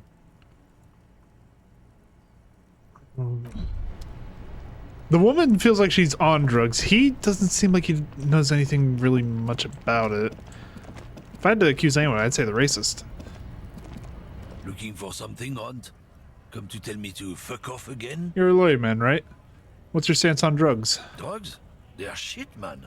I don't let anything pollute my body. Smell of booze and cigarettes. What's different about narcotics? You know where that shit comes from? Sarah Miriza, Safre, Ilmara. They take the money from our local junkies here and then use it to outcompete us in the manufacturing sector. They know they can't beat us in a fair fight, so they have to get us to weaken ourselves somehow. It's racial sabotage, racial economic sabotage. So I take it you're not smuggling drugs out of Martinez? Not in, not out. So you're telling us that you don't know anything about drug smuggling through Terminal B? I don't know shit. And if I did, I wouldn't tell you. So why are you still hanging around here? Most of the other lorry men have left. What do you think? I can't leave the lorry unguarded. Stuff's been getting looted lately. It's those little kips sneaking around at night. If they touch my stuff, the bosses will be on my ass like ass cancer. There was a bunch of spilled boxes in the back of a big lorry nearby. I did see one lorry with the trailer doors open on my way here. Do you know what happened? Yeah, I knew that guy. He was an honest driver who loved this country. We were having a good debate about genetics at the Wheeling in Rags when some kip boys smashed his lock and took damn near everything. Lost his fucking job over it. Since he left, I haven't had anyone to talk to. Bad for him, I guess. It's a fucking travesty, is what it is. If it's not you, then who's running drugs through Terminal B? Isn't it obvious? Fucking Sealang, that beady-eyed South Samaran. His little side business is a scam. I wouldn't be surprised if he was peddling drugs as well. The one reselling humanitarian aid packages, right? That's the one. His tribe are natural liars. Oh, okay, It's so in he's their another blood. lorry driver. Okay. Is your man alright? 100%. He's a lorry man selling his employer stuff. Broke the seals on his Humanox lorry. No doubt he's selling drugs too. I don't know. MO doesn't fit. Because the whole thing is they need to be like rushing to get these items through shipment. So why would he set up shop and be selling shit? I wouldn't be so sure about it. Not until we've heard what C. Yeah, let's go pay him a visit. So. Let's go talk to Silang over here. There's something off about this. I'm almost willing to bet that it is cool guy, and I'm just being... I just don't want it to be cool guy. Everything's still cool here, officer. So, Silang, what's your stance on drugs? Drugs? I don't go in for that, officer. Drugs ruin lives. Indeed they do. Unless you're into drugs, of course. In which case, drugs are excellent. Mwah! Tasty, tasty drugs. Okay. I fucking love this guy. We're looking for a lorry driver who's transporting drugs out of the harbor. He or she is in this traffic jam. That's so cool. You investigating the local drug trade like some cool narc? But I am not a lorry driver. I am just a street vendor. I don't know anything about that. But you are a lorryman. Another driver has identified you and your lorry. Who said that? It's the fat racist, right? I bet it's him. He has an agenda against me because I'm an immigrant who works harder than he does. Okay, we're going in He's a circles hater. now. So you admit you're a lorry driver? No, I just said I work harder and he's an asshole. I'm... Realizing he can't get out of it. Ah. Smart man. No, he is a lorry. Okay. Okay, maybe I'm a lorry driver too. A little. But that's not the most important thing about me. That's my day job. Okay, This so is my dream. okay, Celine, stop squirming. What do you know about the drug operation at the harbor? Nothing. I told you. I'm not a dumb guy. I don't get involved with that crowd. And what crowd is that? Crowd. You know, the drug crowd. Okay. If you don't know, then I'll go ahead and tell your employer you've been selling his stuff. No use. He's not telling us. He's too afraid. We need to take him to my station and ask him there. After we've called his boss. Okay, look. There's bad people doing bad things here. That's all I know. Please don't get me into this mess. I spent 15 years working my way up. Here we go. There's a tiny bit of truth on the table. Zoom in on it. Okay. If you don't want to get into this mess, you have to give us a reason to move on. It's a she, okay? The other drivers call her the lady driver. You're better off staying away from her. The way they talk about her, she's no lady. Is the lady driver the old woman back there? Dazed out, strange? I don't know. Maybe. If she is, I haven't gone near her. I don't get involved. I told you. It could be. She was strange. Alright, we're cool now. All right. I scored. Let's cap this off with a purchase. You can walk away from here with funky sunglasses, detectives. Both of you. You deserve it. Alright, we'll leave you be for now. We are gonna have to talk to you later about your selling issue, your merchandise. But for right now, let's go talk to this lady again. Because now we actually have decent information to work off of.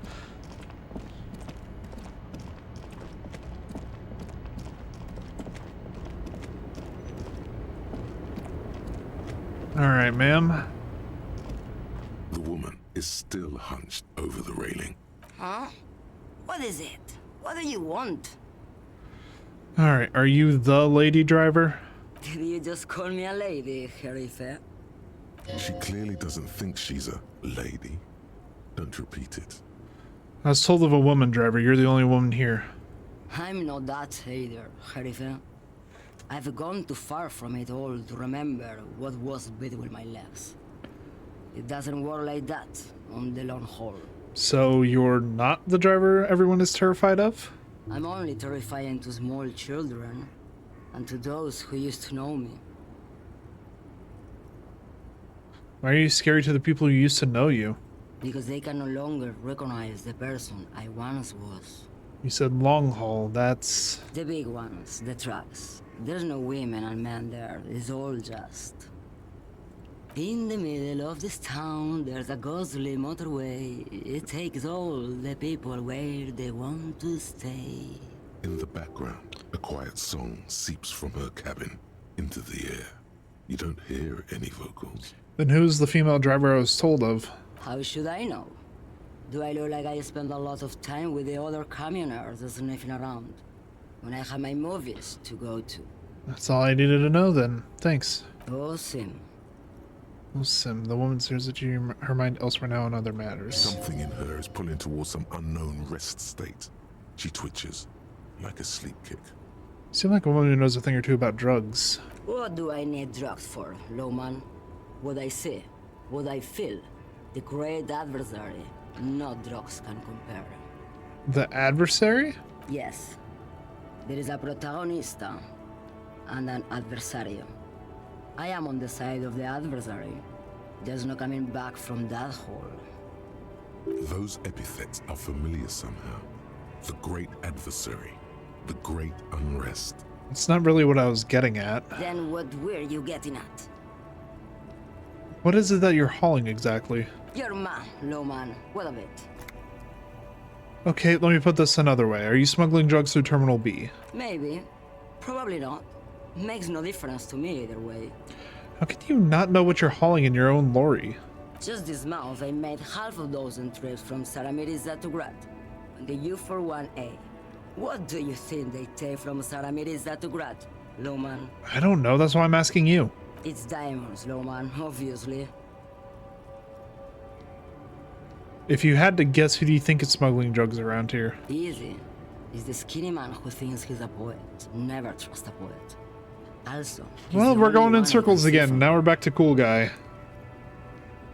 That's correct. There is no visibility of any of the others. Okay, if you're not involved with drug trafficking, then why are you still waiting here? Where do you want me to go? This isn't so bad. I can listen to music, or the seagulls. Look at all the colors and the futures of this world. It's a good palate cleanser, this jamboree. Or I can just relax and let my mind carry me back where it will, to the Great Plains. I think we're done here, no? Yeah, thank you for now. Okay. We're making some headway here. But I want to talk to cool guy for a second. I really hope it's not you, buddy. Hello again, my man. I heard that one of the drivers is a woman, but I don't think she's here. Do you know this lady driver? I don't want to talk about that. Ooh, hold on. I don't mean to pry, but I need your help. Looks like she may be involved in drug trafficking. Man, I was hoping she'd catch a break. All I can say is, she isn't around here anymore. She isn't some mastermind evildoer. And I don't know where she is. Who is she to you? A friend? An acquaintance? I don't know. She was the only person in this damn jam I could talk to. She's someone I don't want to rat out to the law, okay? Who is this person? What's their name? Thank God I don't know. People here call her the Lady Driver. She kept her name a secret. From me too. Now I see why. Again, not a lie as far as you can tell.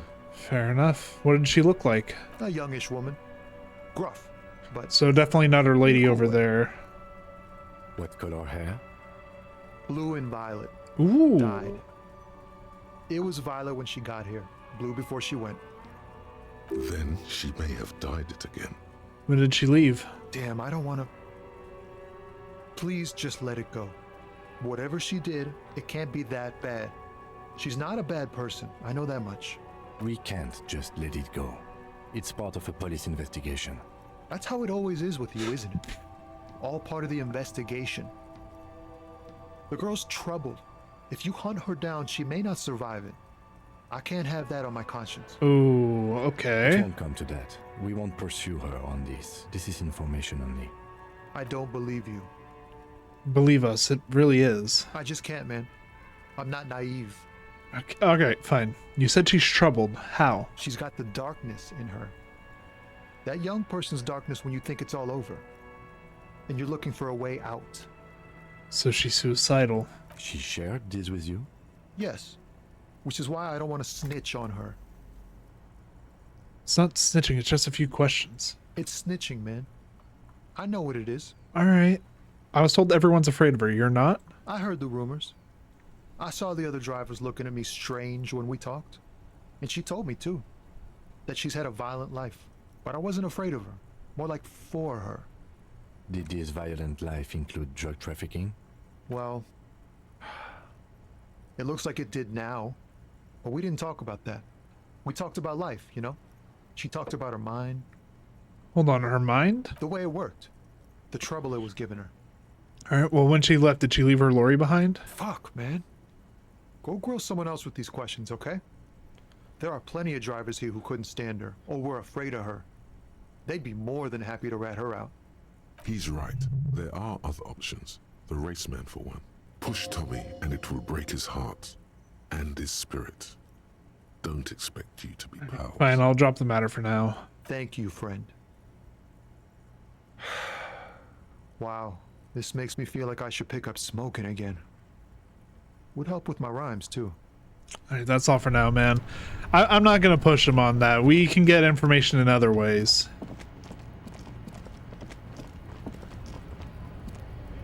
Looking for something, Hunt? Come to tell me to fuck off again? I know you've been giving me the runaround. Fess up. Where's the lady driver? I don't know what you're talking about.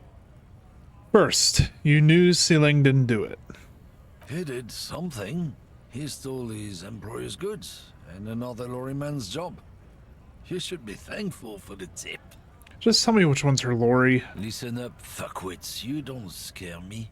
You cops don't run Evashel West. You don't run Martinez. You don't run anything. So who does? The lady driver? No. He means La Puta Madre. A legendary, and not in a good way, crime boss from Jamrock. Controls what is probably the most powerful organized crime outfit in Revachol West. Looks like the lieutenant has a plan. Let him do this. All right. Yeah, him. Cross my arms and nod. Go ahead, Kim. You are familiar with his peonies.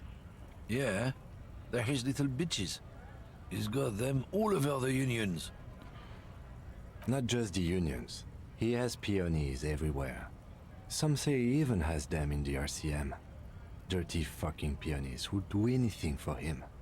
Multi-ethnic drug addicts. Say You're nothing. not peonies. You wouldn't be investigating a drug thing if you were. No, of course not. We're not peonies. But if we were, and one of Madre's drivers were to be stealing from him, then it's a good peony's job to find out who that is. It's not a hard job. It won't take a long time. It won't make Padre Madre angry. But a stupid fucking racist is standing in the way, protecting this fucking thief. I'm not scared of you or the mob. I'm under the protection of the Lorrymen and Carters Guild. You've seen that corpse in the ceramic armor there. Did his shitty little guild protect him? Fucking hell. Okay, Kim. I always took you for someone who went by the books, but goddamn, he's got an edge to him. I like him. Nah, you wouldn't just leave him out there if you... His hands are shaking now. The lieutenant turns and gives you a barely perceptible nod. I softened him up as best I could. Now it's on you to finish the job. Be careful. This man's still got some fight in him by the looks of it. It won't be easy to break him. Okay. We need half-light. We're done for now. Let's prove our chances on this as much as we can. Make sure that nothing we're holding or wearing reduces our... Yeah, this is best we're gonna get, I guess. Okay. Looking for something, Hunt? Come to tell me to fuck off again? Men like Got this it. only respect two things: strength and fear. Show me her lorry right fucking now. The lady driver's lorry, where is it? Fuck you, I told you. I'm not gonna... There. His voice grows smaller as yours. I've been to your fucking lorry. I know where it is. I'm gonna burn it down, you hear me? Look, fuck you, man. It's some lorry down there. Green, banged up thing. I don't fucking know who she is. When did she go away? I don't know. I don't even know her name. She just rolls with the fleet and acts like a big shot. Some dyke, probably. I haven't even seen her for days. Where exactly is her lorry? Past the monument. Down there. The Green Temple. Now, leave me the fuck alone, okay? Thank you for your cooperation. Monument. Green. Let's get into that lorry. Looks like he got his adrenaline up, too. Alright, let's go. Nice job, Kim. Appreciate it.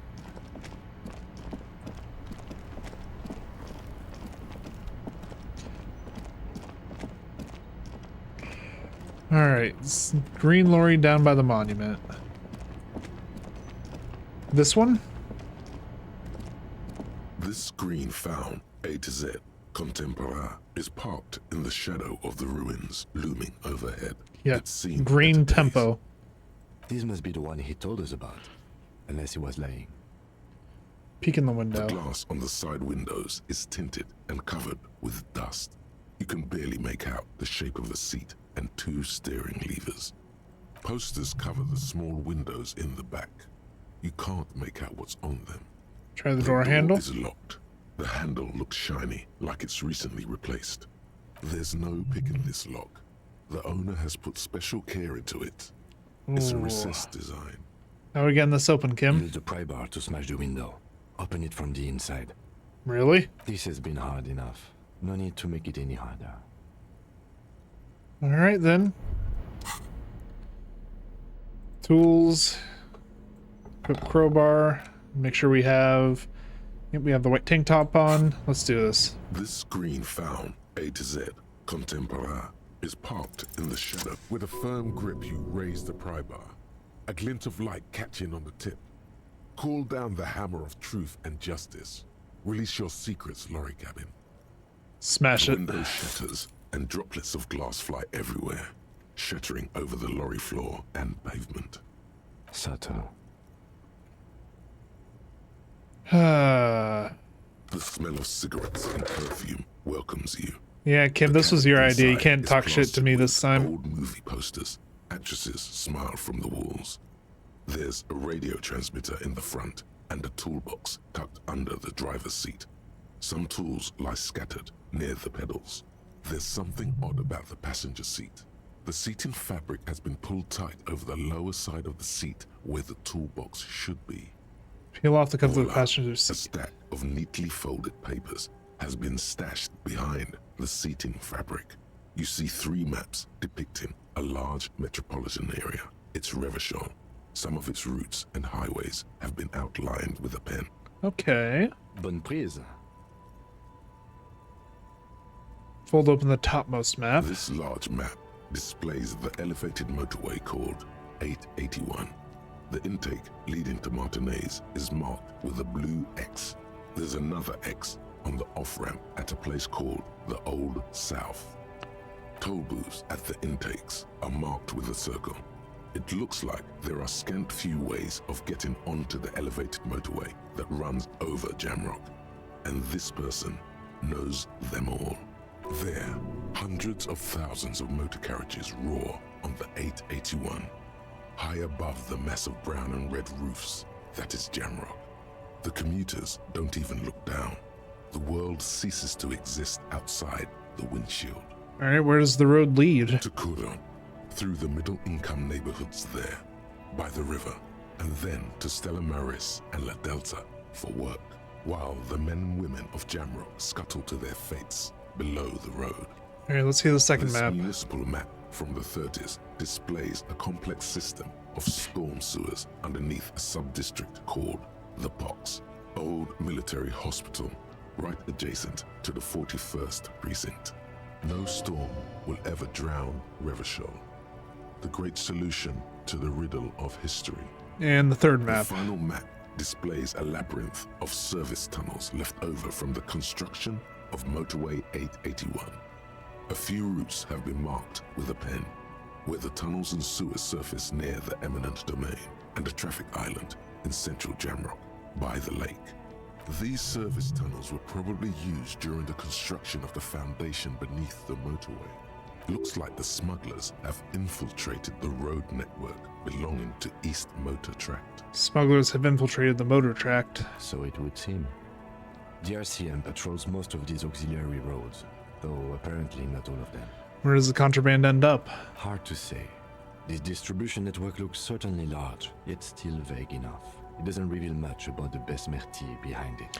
Besmerti, that sounds vaguely familiar. The Besmerti is a Revacholian crime syndicate. They see themselves as the inheritors of the 14 Revacholian Indo-tribes, but really they're just violent gangs vying for control on the west side of Revachol.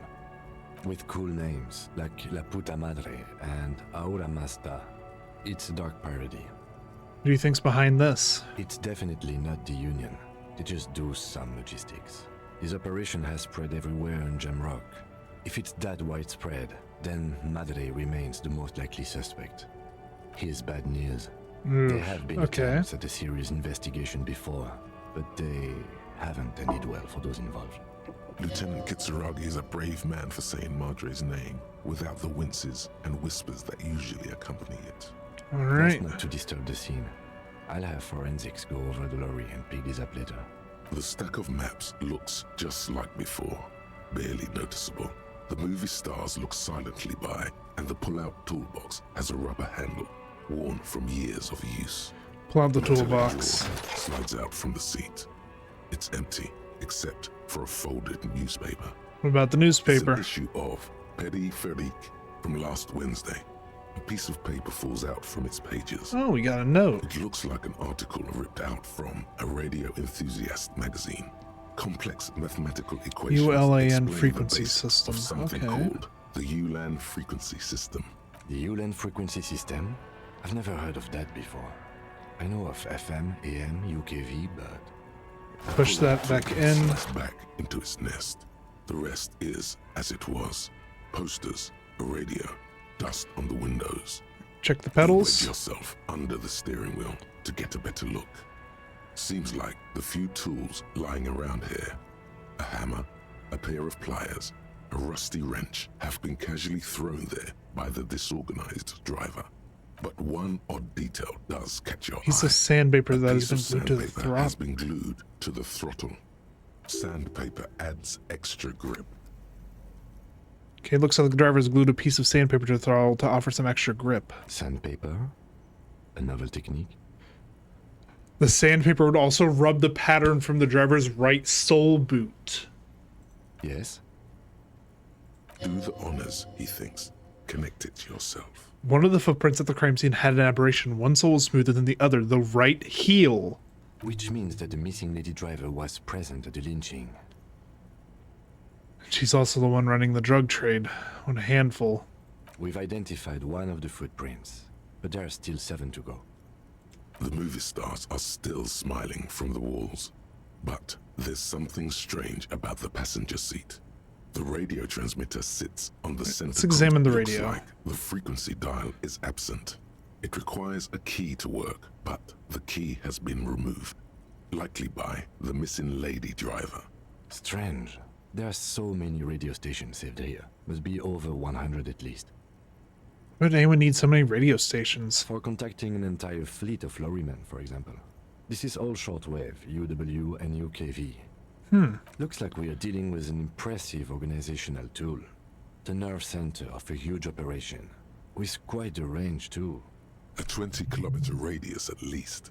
Perhaps extended by an attachable antenna that's not here right now. Is there anything we can do with the radio at the moment? Doesn't look like it. It's completely inoperable without the dial key. What The else ghostly here? actresses and the rust. These Posters. are movie posters featuring starlets from long-forgotten films from the 20s, the teens, even the 90s of the last century. One of them particularly catches your eye. A centerfold of an ingenue attached right above the back seat. Ingenue. There's definitely perfume in the air. It's spicy, with a hint of amberette, wafting through the perfume bitter in the air of air. the cabin. Stop and wonder, what's that smell? The remnants of a sweet juniper-scented perfume. Granate Probably number 5. Grenade number 5. Or grenade number 5. So these The actress centerfold. is draped in a sheath dress, one of her shoulders bared. The faded remains of an autograph run across the poster. She's looking past the camera.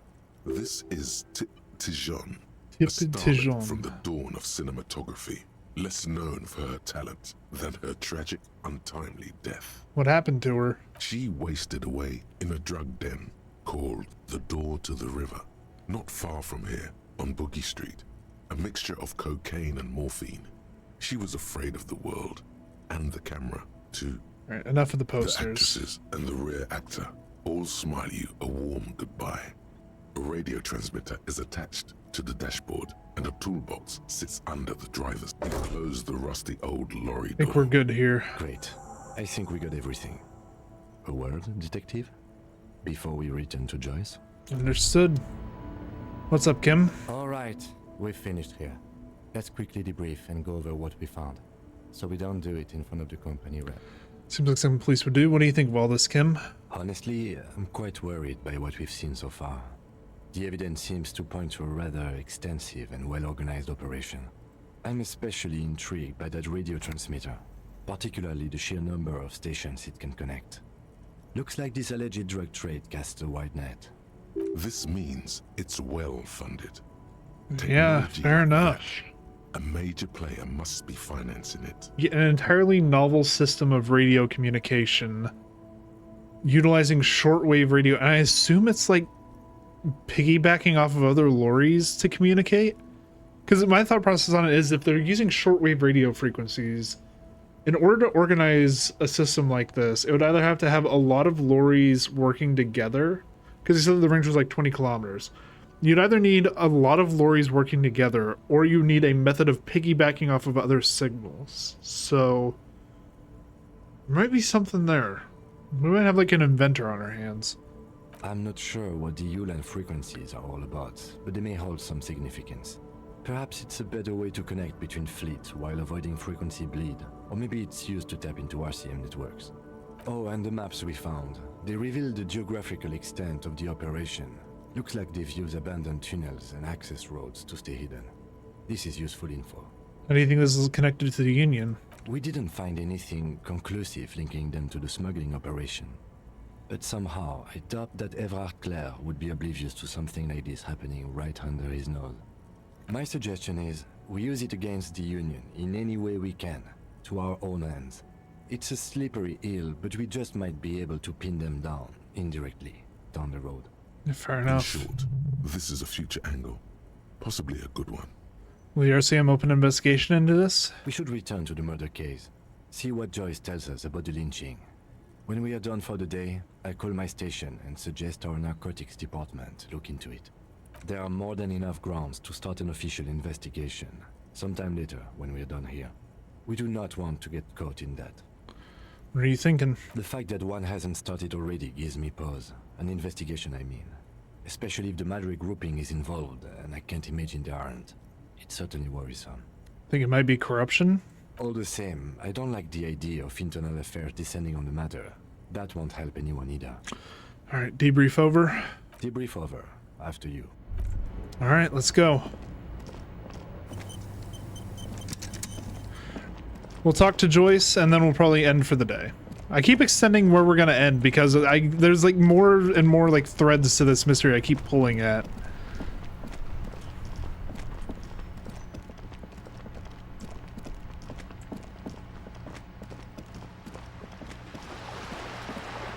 Hopefully she's still in her boat. Snow's coming down pretty heavy.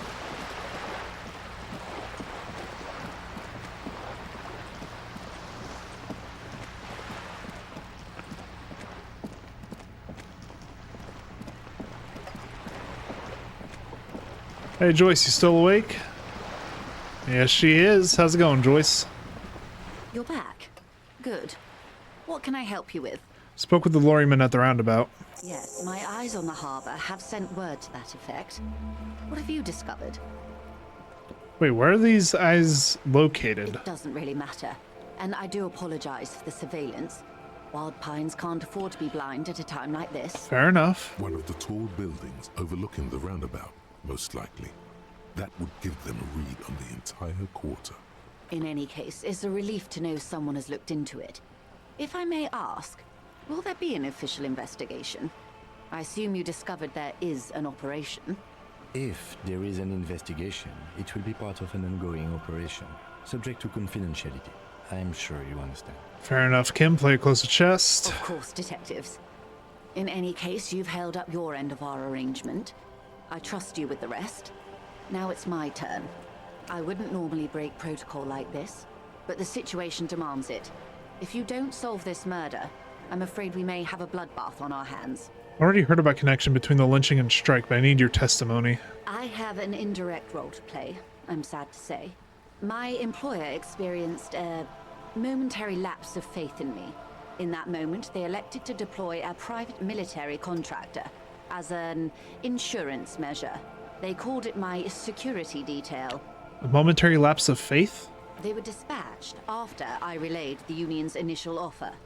Every worker a member of the board. I tried to convince my employer it was simply a piece of rhetoric and not a serious demand. but the stridency of it seems to have spooked them. Do you need a security detail? Absolutely not. These mercenaries are muscle, pure and simple. They are meant to intimidate the Union into surrendering. Okay. Who are they, exactly? Crenel, an Oronese military company. As far as I know, 3 arrived in Martinez. They report to me sporadically, but they do not answer to me. To be frank, our relationship is deteriorating.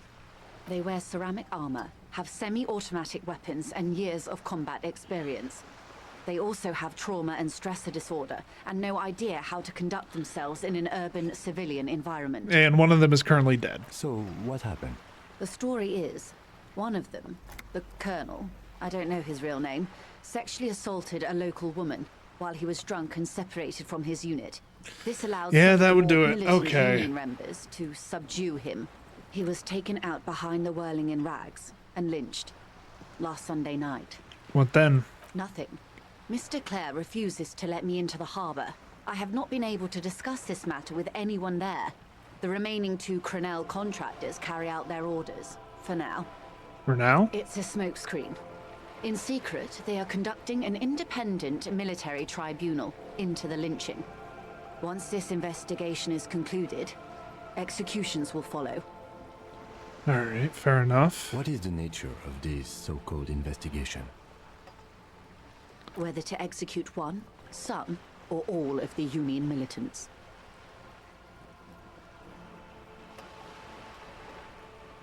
That is, boy oh boy, is that not good. It's not good, no. My only hope is that you provide a single concrete suspect before the mercenaries indiscriminately pick theirs. Simply put, if you don't pin this on someone good and do it fast, they will identify and execute everyone present at the lynching. This in turn will force the Union to respond. The Debarders have over 2,000 men. It will be 1,000 to 1. Have you ever seen a Hornet invade a beehive, Lieutenant? It's not pretty. The Sedai's giant hornet, the world's Okay, second Encyclopedia, largest please insect, shut up at the can moment. kill 40 honeybees a minute, while a group of 30 can decimate an entire hive of 20,000 bees in less than 4 hours. These men work in tandem using semi and fully automatic firearms. Their armor is virtually impenetrable to muzzle-loaded weapons, even yours. Most Union workers don't have guns at all. The muzzle loaders need to be reloaded after every 1 or 2 shots. The automatics every 1 or 2 minutes. Yeah, that ain't good. As I said, a bloodbath. This is a pretty bleak scenario. Isn't this a pretty bleak scenario you're describing? Many bleak scenarios have already come true. Nameless, badgeless detective of the citizens' militia. All we can do is keep the rest from going the same way. One single concrete suspect delivered into civil court, and I may be able to defuse this situation. Where are the remaining 2 mercs now? They've gone to ground, as it were. I don't recommend seeking them out. For one, they're almost certainly armed to the teeth. Fair. They don't have the same respect for the Revachol citizens' militia as I do. To put it The bluntly, RCM. they think you're vigilantes. Ghetto savages. It will not be a fruitful meeting. We still need to know where they are. You're likely to run into them eventually. When that happens, I'll be in a better position to mediate if I don't appear involved. Where are these mercenaries? One is obviously the scab leader at the harbor Yep, that gates. makes sense. The one chanting the idiotic slogans. He's barely maintaining his disguise. The other has a vantage point in a building south of the roundabout. They were keeping tabs on you while you were canvassing the lorry drivers. One must be the goon in ill-fitting work clothes by the harbor gates, the scab leader. Maybe so. I still hope you heed my advice. There's no need to kick the hornet's nest. We won't. For all your talk of averting this catastrophe, the situation at the gate is a border keg. Does this not bother you? Of course it bothers me, Lieutenant. But my hands are tied. How would my employer react if it appeared I were intervening on behalf of the Union? Fair point, fair point. Your concern may be appearances. Ours is keeping the peace. The other one is probably in a building overlooking the roundabout. Would afford a good vantage point. In any case, it's practically inaccessible. Where is your radio for contacting them, if I may ask? Do you have an earpiece? Heavens no. I'm not an undercover agent. There's a short wave at the ship's wheel. I had another question I for hope you. I can answer it better. How much time do we have? Until the executions start? Truthfully, I don't know. It depends on their progress identifying the members of the lynch mob and their impatience. They don't report their progress to you? Not on this matter. I'm afraid they consider this a personal initiative. It's a matter of days, not weeks. Okay. Said the deceased assaulted a woman. Or he didn't. This is information passed on to me from some teenagers loitering around the canal. I cannot testify by it. Who did the passing on then? The remaining contractors. Their tribunal. It's what they believe. What did these teenagers by the canal say? That the man was killed because he assaulted a local woman. I've asked around a bit. This seems to be the accepted story around Martinez. Not necessarily the true one. They may have been looking for an excuse. The lieutenant consults his notebook, his eyebrows knitted in concentration. Okay. Odd. We haven't heard any reports about an assault in connection with the lynching. Where did it take place? And when? Last Sunday night, at the Whirling in Rags, the hostel by the gates. Supposedly, the colonel was drunk, maybe on narcotics too. Either way, he's alleged to have sexually assaulted a woman. Sometime later, a group of dock workers got their hands on him. And who was the woman? That's a good question, officer. I don't have the slightest idea. As I said, it's a rumor about a rumor. In any case, it's what the colonel's remaining colleagues believe. Fair enough. You meet her soon enough, you feel. Okay. That's enough for now. I'm sorry to have been the bearer of bad news. If there is anything else I can help you with, One more please thing. ask. The victim's tattoos. She reaches for the photo, takes it, then holds it in her hand. For about half a minute, in silence. She wears fingerless gloves. Her fingernails are cut short and fractured, like those of a working woman. It was taken with a trigger not long ago. This is the man's upper body. There were no more markings on his hands or legs. Stay quiet, observe the woman's expression. Her mouth is relaxed. The accordion lines near her mouth vanish. The pearls of her eyes move slowly on the photo's surface. What do you think? Sorry. I was trying to see if I can read the web of interdependencies between these points. The stars. I can't. But that's how you read this story. The points themselves don't have letters, numbers, anything. Their size, location on the body, and distance from each other tells you what they represent. Like stars in the sky? Close. Port cities. This is an Oronese map of the Ooh. waterways. A sailor's tattoo worn by wayfarers of the Dolorian century. Over 300 years ago, the sailors would mark their bodies to map their travels. What's the use of the map? The sailor's soul would use it to fly back home if they should die abroad. This is a sort of contraption to be reeled back in by. The silver cord, they would call it. What travels did the dead man make? Quite a few. Vredefort, the Oronese capital. So he was originally Stands on the right Navy. shoulder. He started somewhere near here, I think. What next? Then he made his way to the Pretto Grande, through what I think must be the Stutz Canal, an artificial channel through the Occident. From the Pretto, he sailed to the Insulindic Ocean, first the Semines Islands, then this, What's that? Revachol. Those are the two constants. Vredefort on the shoulder, and Revachol in the heart. They started the tradition of these maps right after the discovery of Insulinde, at the dawn of the Inter-Easlary Age. The old world passing by, and the new world already here. You said you can't read it. I can't. This man was no sailor, and these are no ports. I can understand geographic fragments, but not their meaning. Alright, do you know anyone who can tell me His more? platoon members? The other contractors? Though I do not suggest you go and show them that picture. This man was their friend and comrade. Surely there are other people to ask about the tattoo. This is not necessary to complete the task, officer. It's a dangerous side task. Search elsewhere. Not a good idea. Leave it off the I schedule. am relieved you think so. I don't think deciphering that tattoo should come before public security. All right, that's all for the Is there tattoos. anything Thank you. else I can help you with? That's all. Appreciate it, ma'am. For right now, I think we are good for the day. I do want to upgrade, though, perception some more. Just being able to, like, catch clues, I think, is a good idea. Alright, let's head back to our apartments, and we will end the day and end this session.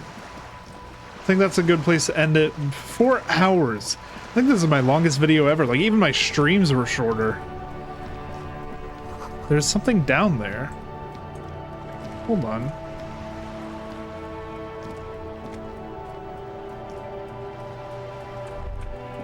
It says there's something down there. I'll have to keep that in mind.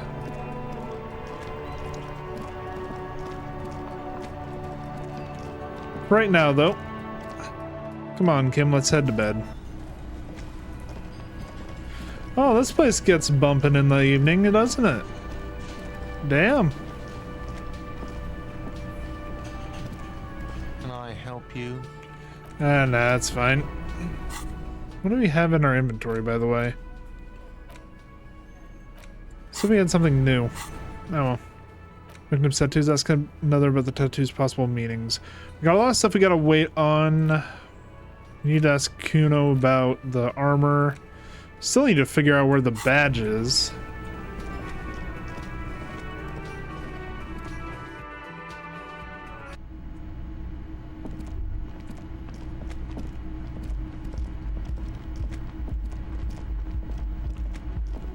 Alright. Back in our room.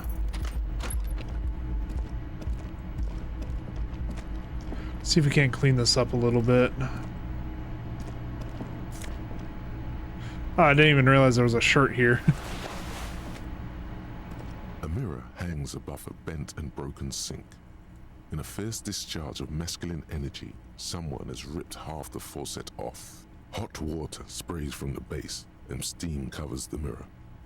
You cannot see yourself, just the outline of a man. Suddenly, you realize you have no memory of the face that awaits you there, underneath the soft vapor. Now wipe the mirror. As you slowly reach your hand towards the surface of the mirror. Abort. You clearly have not thought this through. You won't like what you see there, and you will never unbecome it. I don't care. Wipe the mirror. You have no idea who this thing is, do you? This is the face of a late-stage alcoholic, and apparently a fucking proud Too one. late. You clearly have rigor mortis on your face. Oh wait, is that an expression? Are you trying to make an expression with that face? Why? Not making it. The face is making it itself. Please stop. It's horrible. You're scaring yourself. No, keep making the face. Can you? It's like it's not even voluntary anymore. You have worn that grin into your face, and now it won't come off. What does it even mean? What is the emotion you're trying to convey?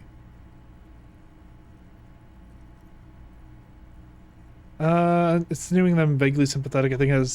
I think I'm sort of pulling it off too, in a sad has-been kind of way. There's some charm to it. There might have been 10 years ago. It's little more than a cadaverous spasm now. Encyclopedia. It belongs in the new, the third decade of the current century. Enough time had passed from the failure of the revolution that, for a fleeting moment, free market economy seemed like the ultimate, uncontested way of life for our species. Things were good. It You was don't even smooth fucking know what sailing. he's going on about People now. made gold and champagne-tinted interiors and facades to suit the times, calling this the new style. But more importantly, disco happened. Forget about ostentatious orchestrations. For Revachol, your city, that meant only one thing. Guillaume le Million. Out of the dazzling swirl of disco music, in an open air Boîte de Nuit somewhere in Revachol West. Guillaume's blonde mane appeared on the screen. He sang some bullshit. Then he made the expression.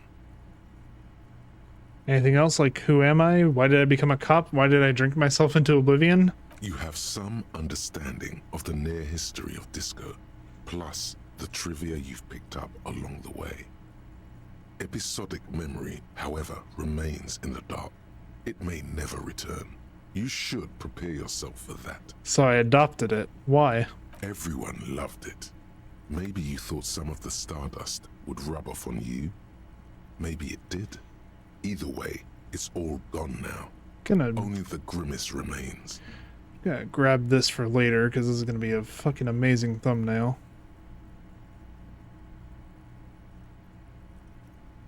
Let's grab that. There we go. I guess that's it then. It doesn't have to be. You can swoon over Guillaume and his champagne-corked smile whenever you want to. Maybe some of the stardust will return. Alright, let the mirror be for now. What else do we have that we can interact with in here? The window stands broken in its frame. Alright. The bed is cold and not particularly inviting, but it's yours. The sheets look awful. The option to go to sleep becomes available every night after 9 p.m. Okay, no time yet. Let's try and find our badge. Maybe we threw it out the window too. Where? Hold on. Gusts of briny wind washes over you. Nope, nothing there. Where would we have put our badge? That's the question. Hey Kim, is this your room? Yeah, we can't get in there. What about our neighbor? The door is closed. There is no answer. You hear the shower being turned on. Somewhere inside, a tremendous loneliness comes over you. Everybody in the world is doing something. No, swallow the emotion. The door is closed. We're not gonna try the handle if they're in the fucking bathroom. Okay. Back down the stairs we go.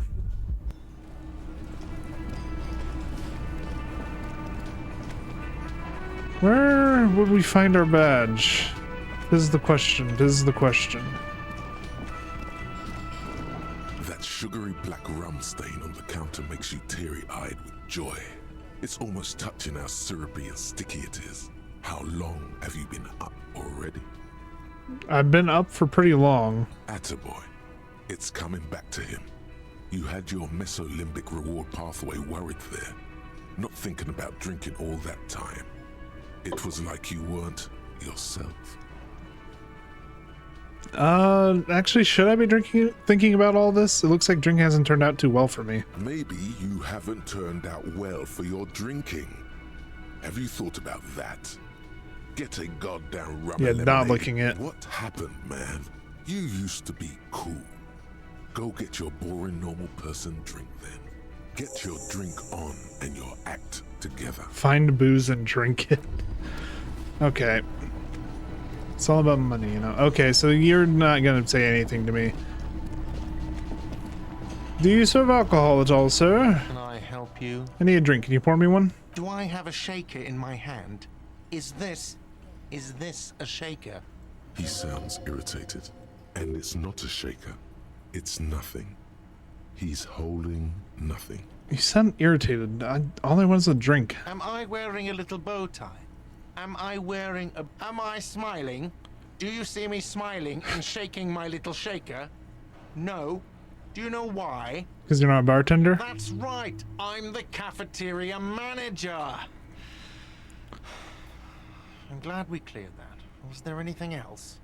Play it calm. This man needs to understand you need a drink to help the community deal with police stuff. Fine then. I had something else I needed. Like what? Let's see if your kitchen lady back here has some alcohol for me. A thin man is Oh, that's a man. Never mind. an exhaust hood, occasionally sipping from his mug. This must be. As you step in, he nods toward the table and says something in a completely foreign language. The only words you can make out are Garancy and Kubek. Okay, it's definitely not his name. Whatever you do, please don't call him Garancy Kubek. Please. It's not funny. I don't think we can really get anything from him. Okay.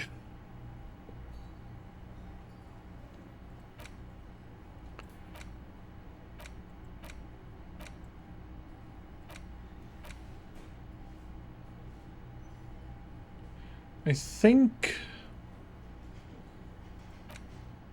Yeah, I think what we're going to do is... I think we're just going to go ahead and save here, and we'll just do the... Yeah, new save. We're going to save there, and then we're just going to do the next part of the investigation tomorrow. We have made a lot of progress tonight, though. Honestly, it's amazing. We're no longer homeless, so that's a big positive in my camp. And we've actually been making some headway on the mystery, so I'm looking forward to the next episode. We do have one suspect so far. It's the lady driver with the worn out sole in her boot. So that's something to follow up on. There's also a couple of other missions that we're kind of waiting a couple days on. Beyond that, it's mostly just like inane shit. But yeah, if you guys enjoyed this episode of Disco Elysium, please leave a like, comment, subscribe. Go check out some other videos. I have a ton of content on various puzzle games, whether it be Inscription, Inkshade. We're doing Blueprints at the moment, so keep an eye out for those videos. But beyond that, thank you all so much for watching this one, and have a good day.